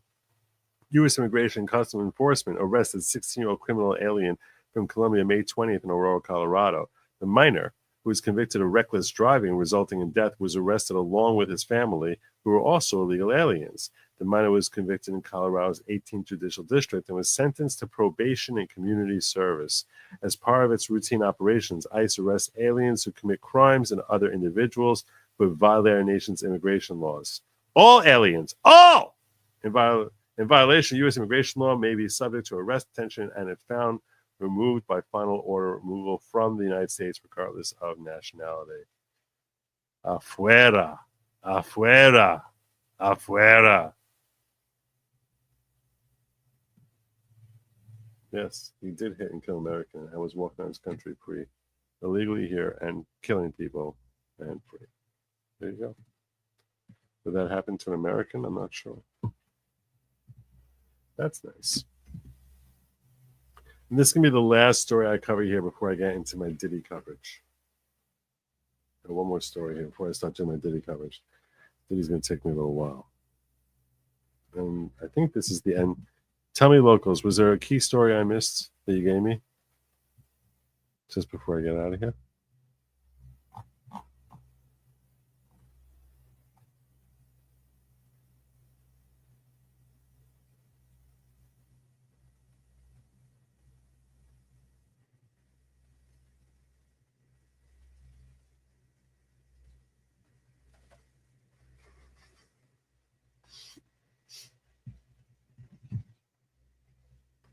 You guys and locals were funny.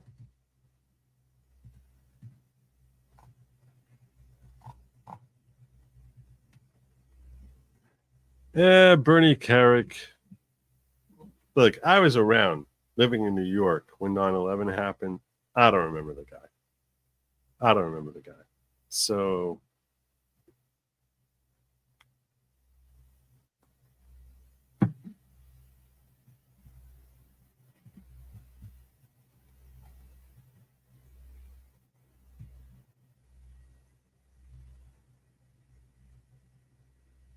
MSNBC canceled Jen Psaki's primetime show today. Oh no. Maybe sometime she'll be able to circle back. Nicely played, Kat. Nicely played indeed. I like it. All right.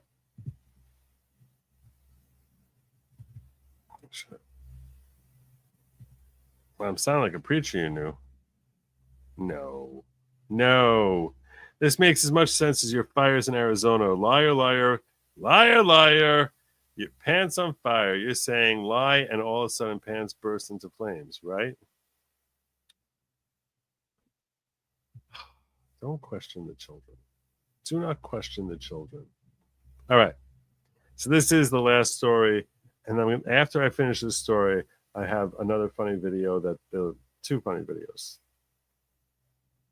that were given to me as suggestions for opening the show. But I was like, you can do better. So I don't want to overhype it. I'm not trying to overhype it. But all right, here we go. I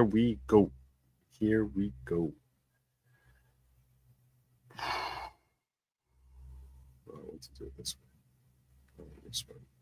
19 Black American skulls return in New Orleans after 150 years for a memorial service. All I know is the headline. I don't know what the heck is going on. This is local shares with me. They asked me to react. I react because the diggers have spoken. City of New Orleans, Dillard University, and other agencies plan to give them a proper memorial service Saturday. The remains of 19 African Americans, more than 150 years after their heads were severed from their bodies and shipped to Germany for research. The craniums of 19 Black people, which were recently returned, will be memorialized Saturday during a sacred ceremony in New Orleans. I think that's nice.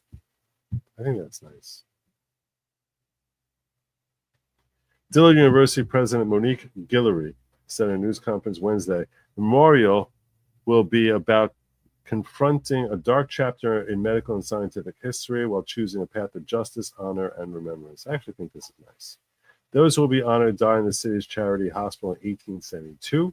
Heads were severed and shipped to Leipzig University in Germany to be studied, a common practice at the time, as researchers sought to confirm their unfounded theory that Black people's brains were smaller than those of other races, therefore making them inferior. Horrible. Disgusting. They were stripped of their dignity, and people thought the Germans were like very, very enlightened. Stripped of their dignity, Guillory said, over a practice rooted in racism exploitation. There are people with names. There are people with stories and histories. Some of their families, mothers, fathers, daughters, sons, human beings. They were not specimens, not numbers. She's right. 100%. Everything she said, spot on. Had to return to New Orleans about a week ago after a two-year journey, said Ava Baham, a retired Dillard professor. Representatives from Leipzig contacted the city in 2023 about the existence in Germany, where the university houses a skull collection dating to the 1800s. Schools in the process of repatriating and sending back skulls to their original locations. The initial call set in motion the creation of the Cultural Repatriation Committee led by Baham. We're not talking about them as if they're skeletal remains, Baham said. We want to honor them and call them the individuals that they are. I think that's really nice. One of the things. So who are they laying to rest? The remains of Adam Grant, Isaac Bell, Hiram Smith, William Pearson, Henry Williams, John Brown, Hiram Malone, William Roberts, Alice Brown, Priscilla Hatchett, Marie Louise, Mahala, Samuel Prince, John Tolman, Henry Allen, Moses Willis, and Henry Anderson. Two others cannot be identified. They had no success in contacting any victims.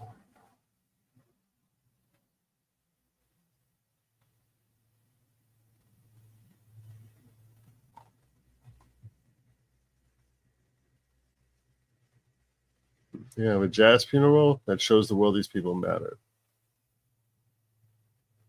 A very different relationship with death here, and a very different relationship with what we believe is the spirit in our ancestors, and now they're home. And so this is particularly poignant for people in New Orleans. I think that's very, very appropriate. I applaud this. And I'll tell you why. I'll tell you why.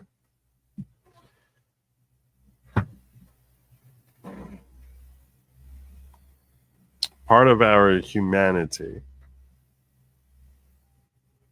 is a significant part of our humanity is displayed in how we treat the dead. It's a very, very important element to who we are. It shows a respect for a life, how we treat the body in death. And paying proper respect, because you don't really pay proper respect to a dead chicken, right? We show the value of a human and the cessation of an ability to further contribute to society through their death. And that's why rituals that surround death, which tend to be religious, I think that they're very healthy and a very important thing, because it reminds the living of the shortness of their own time, of our own time. It serves to light a fire under us to make proper use of our time.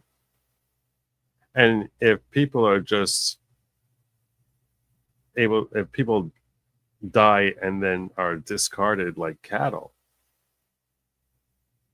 like a dog on the side of a road, it trivializes humanity in general. And that's why I think every human who dies, that we need to pay respect to the body that was encapsulating the soul. So I think it's a very, very good and healthy thing. And especially people whose bodies were treated so horrifically in theories that are rooted completely in racism. I think this is a beautiful thing. Very rare that I'll see something on NBC News where they're talking solemnly about something that I would agree with them. But this one happened to this one really lands with me, because I think that we grow as people the more we appreciate the significance of respecting the dead. So I think it's good for the living. It's very important for the living, because it shows you that you have value, and that one day when you're no longer, your heart is no longer beating, that will be significant, that's a loss. So anything that we can do to reinstill the significance of that message, including respecting the dead, deserves the highest caliber of praise. So that's my thoughts on that. That's my thoughts on that.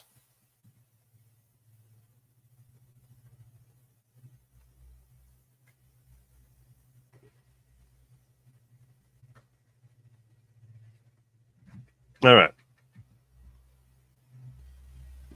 I promised you I was going to close out with 2 funny clips. So they're short.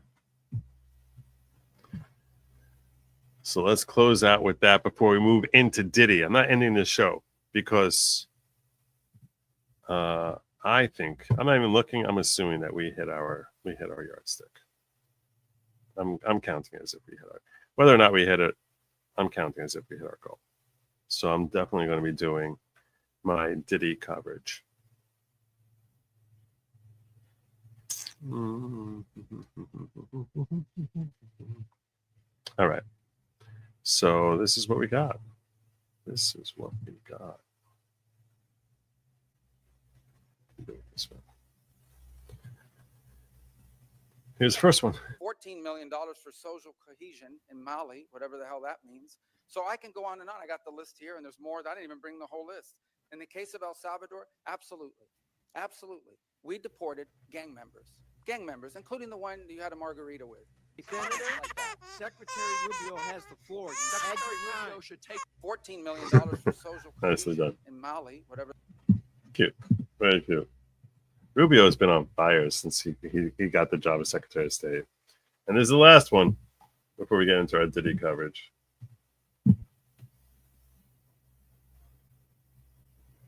All right.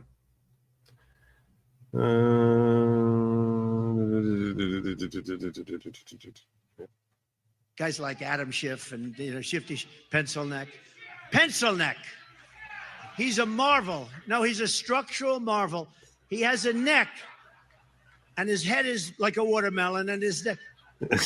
And how that neck can hold up that big, oversized, ugly head is hard to believe. No, it's true.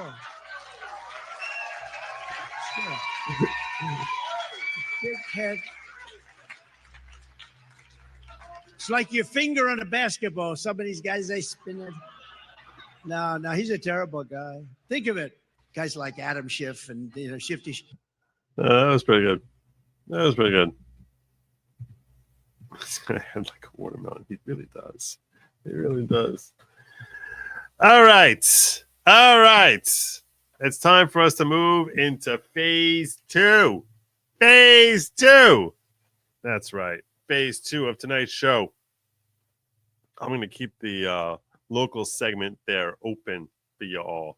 We'll keep that running.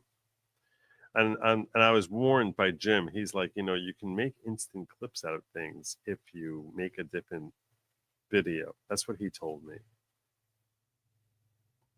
He's like, they'll automatically create shorts, but I forgot to clear my library, so I can't do it anyway. All right. So I'm gonna leave us all here. Should I leave us all here? Let's leave us all here. Make a new stream, leave it all here. New stream, leave it all here. New stream, leave it all here. I'm torn. I'm very torn. All right. Here's what we're going to do. We'll split the baby. Let's split the baby.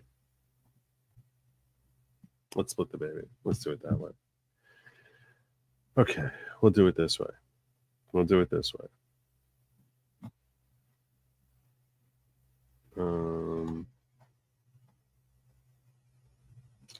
Let's see. It's not good.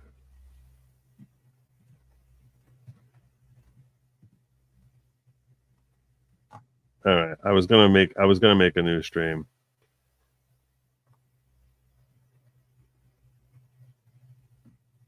I can't find. Is it? Oh, it is there. Oh, that's what happened to it. Okay, I was confused why I have okay. I know I'm talking to myself, and you all wonder what the hell I'm talking about. So this is my Photoshop. Not Photoshop. My PPF files where I end up making. This is where I make my thumbnails. And I was like, why don't I see my main thing? You can even see the thumbnails I've created. This is something I was working on for. That's something I was working on when I was doing the Karen Reed thing. You can see this is where I have thumbnails of days past, and that's where I was working on a birthday thing for Lady Lawgic. But I was like, where is my Diddy thumbnails that I had? Let's see if I left it behind here. Let's delete this. There it is. There it is. All right. I'll just do it like this. Okay. Hit you. Uncrop this. Let's get that back up there. Okay, take it here. You're gonna get to watch me make this thing.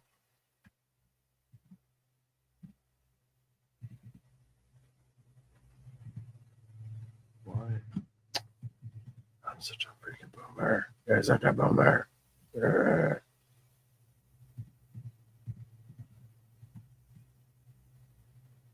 Oh, for the love of God. What did I do? How did I make this? This is so stupid.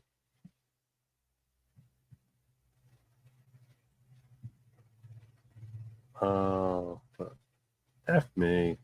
I know what I did. Okay, let's just do it like this. I'll delete this part of it. I'm going to regret this later. I know I'm going to regret this later, but do this.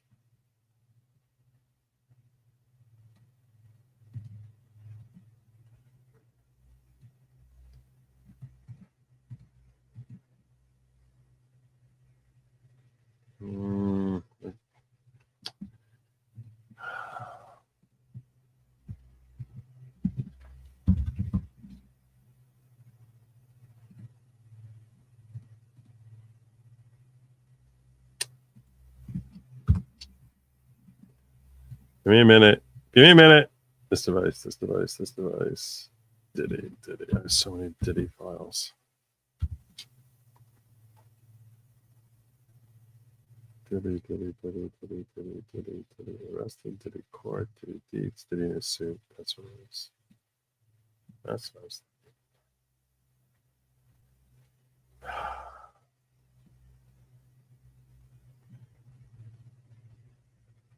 This is how we do the thumbnail. You can tell the professionalism is just unparalleled.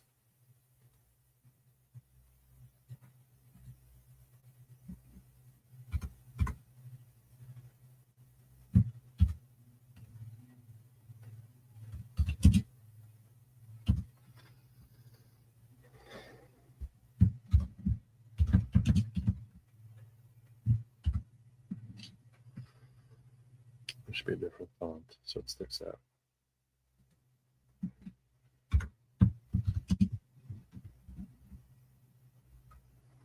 She never actually said those words. She would never say that word. She wouldn't use any word. She was just like, she struggled to say the words. He put his inside. She struggled with that. She did. It was difficult for her, which sells the credibility. She's either freaking Meryl Streep or she was telling the truth.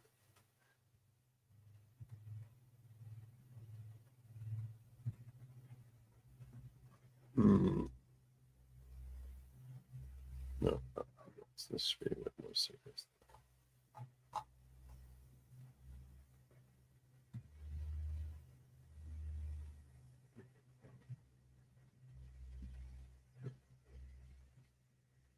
No.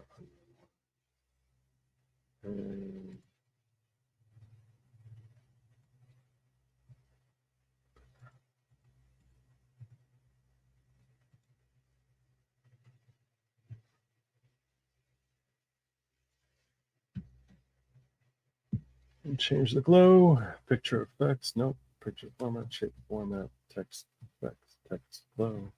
Glow options. Make this white. That popping? No, make it black.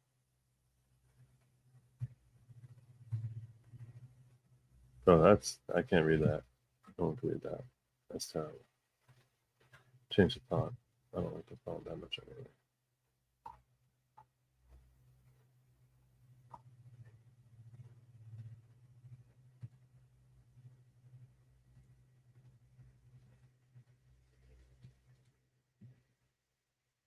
Can I make this all caps? Make it all caps?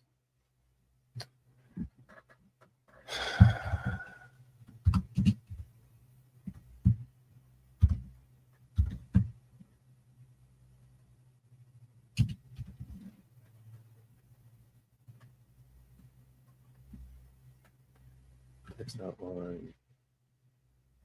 What is that? What happened? What's that thing there? What is this? Personal? What the heck is that? Oh, it's because this font doesn't recognize the star. Change the font.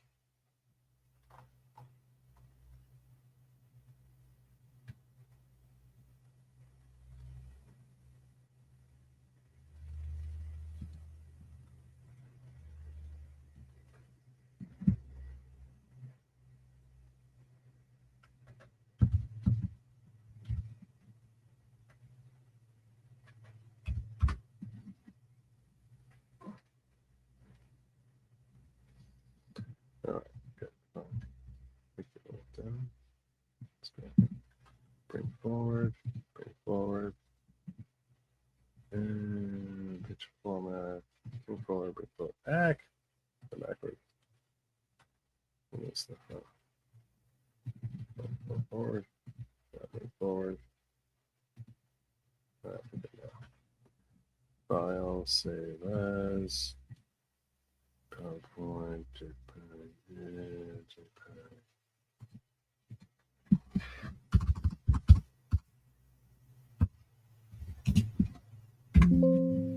That's this one. Okay. Now, in case you're wondering what we do next thing we do is we set up our stream. We have to go to Rumble first because Rumble is a bit of a nuisance. So if I come in here, open this up, and copy this up, copy, come in here, create your live stream.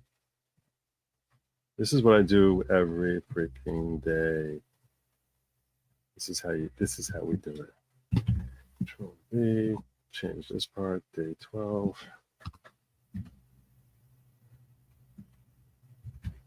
Change what we put in here so it makes sense and ties into today.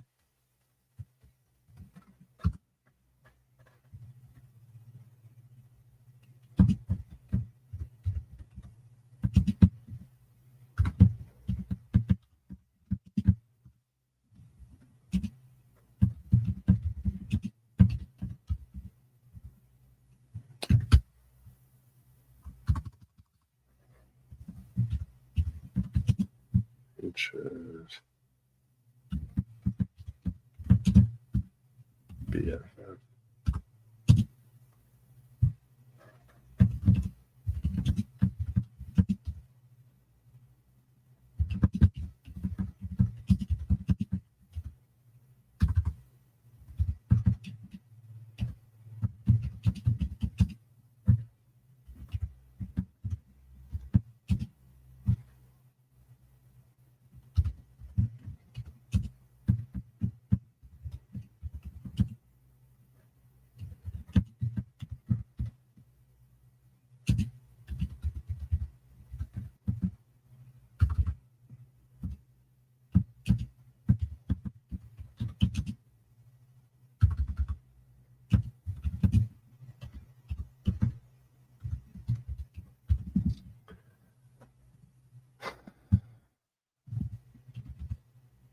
Everyone says I should call them Didios.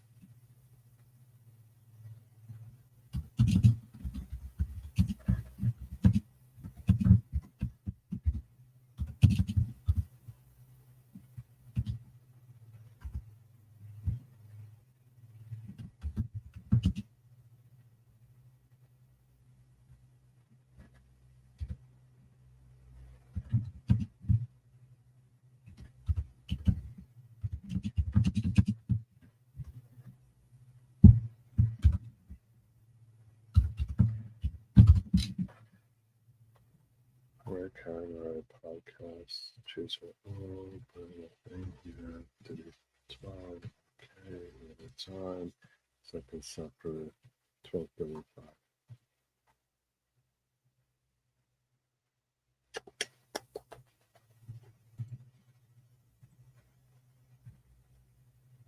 Why?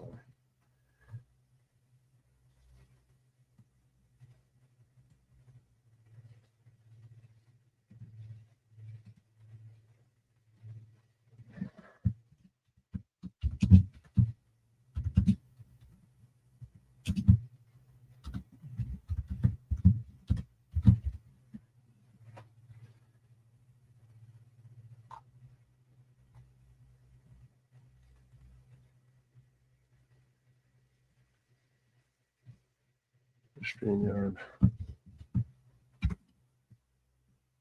I got two that are live right now. Live stream the third one. This.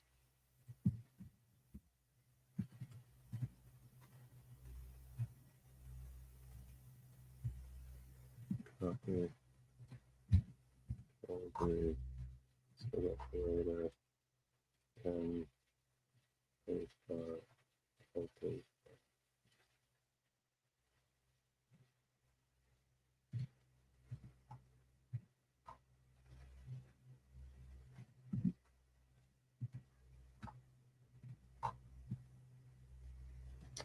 You want me to say a time in the future?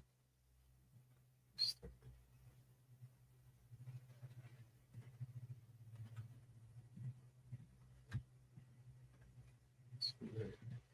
change the time. It's 12:40.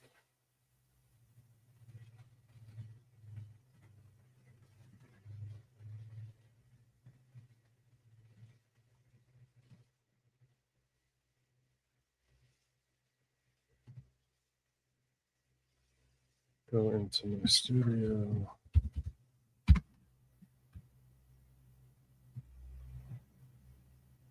Tip studio.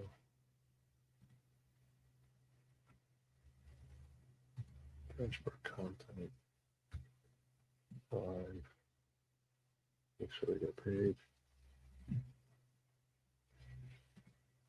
Take this.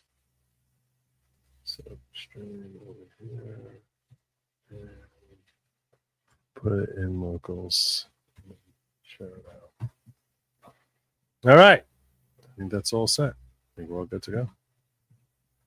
You all see it's coming. You all see it's coming.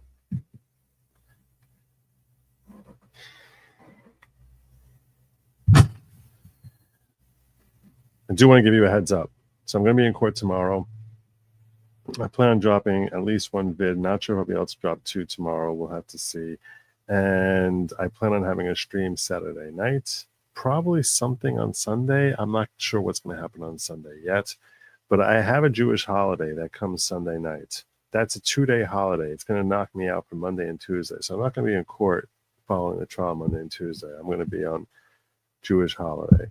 I'm probably not even going to end up streaming Tuesday. I'm not sure if I'm going to end up streaming Tuesday night because I'm going to be away. So I'm not sure. If I stream Tuesday night, it's going to be late.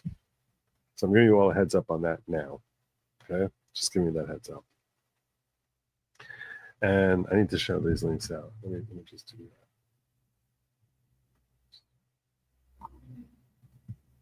that.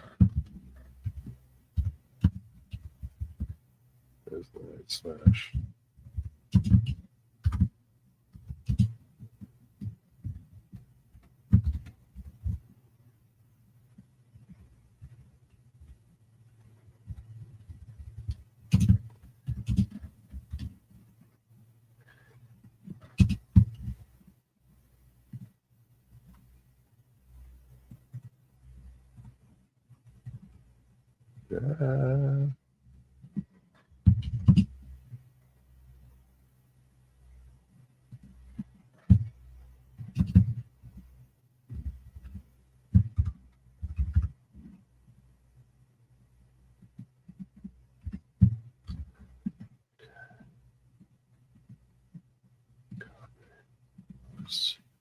We'll make a locals link on it also, because that's how we treat locals, right?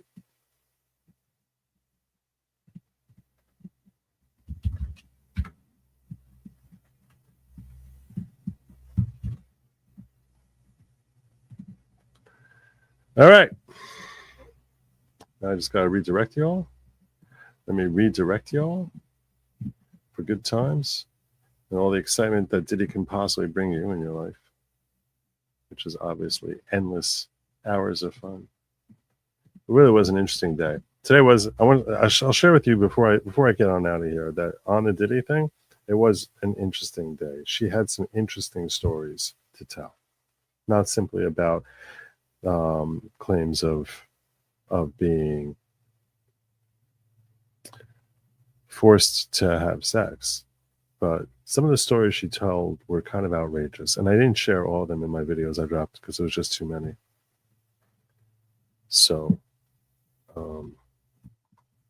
yeah, if you're interested in her stories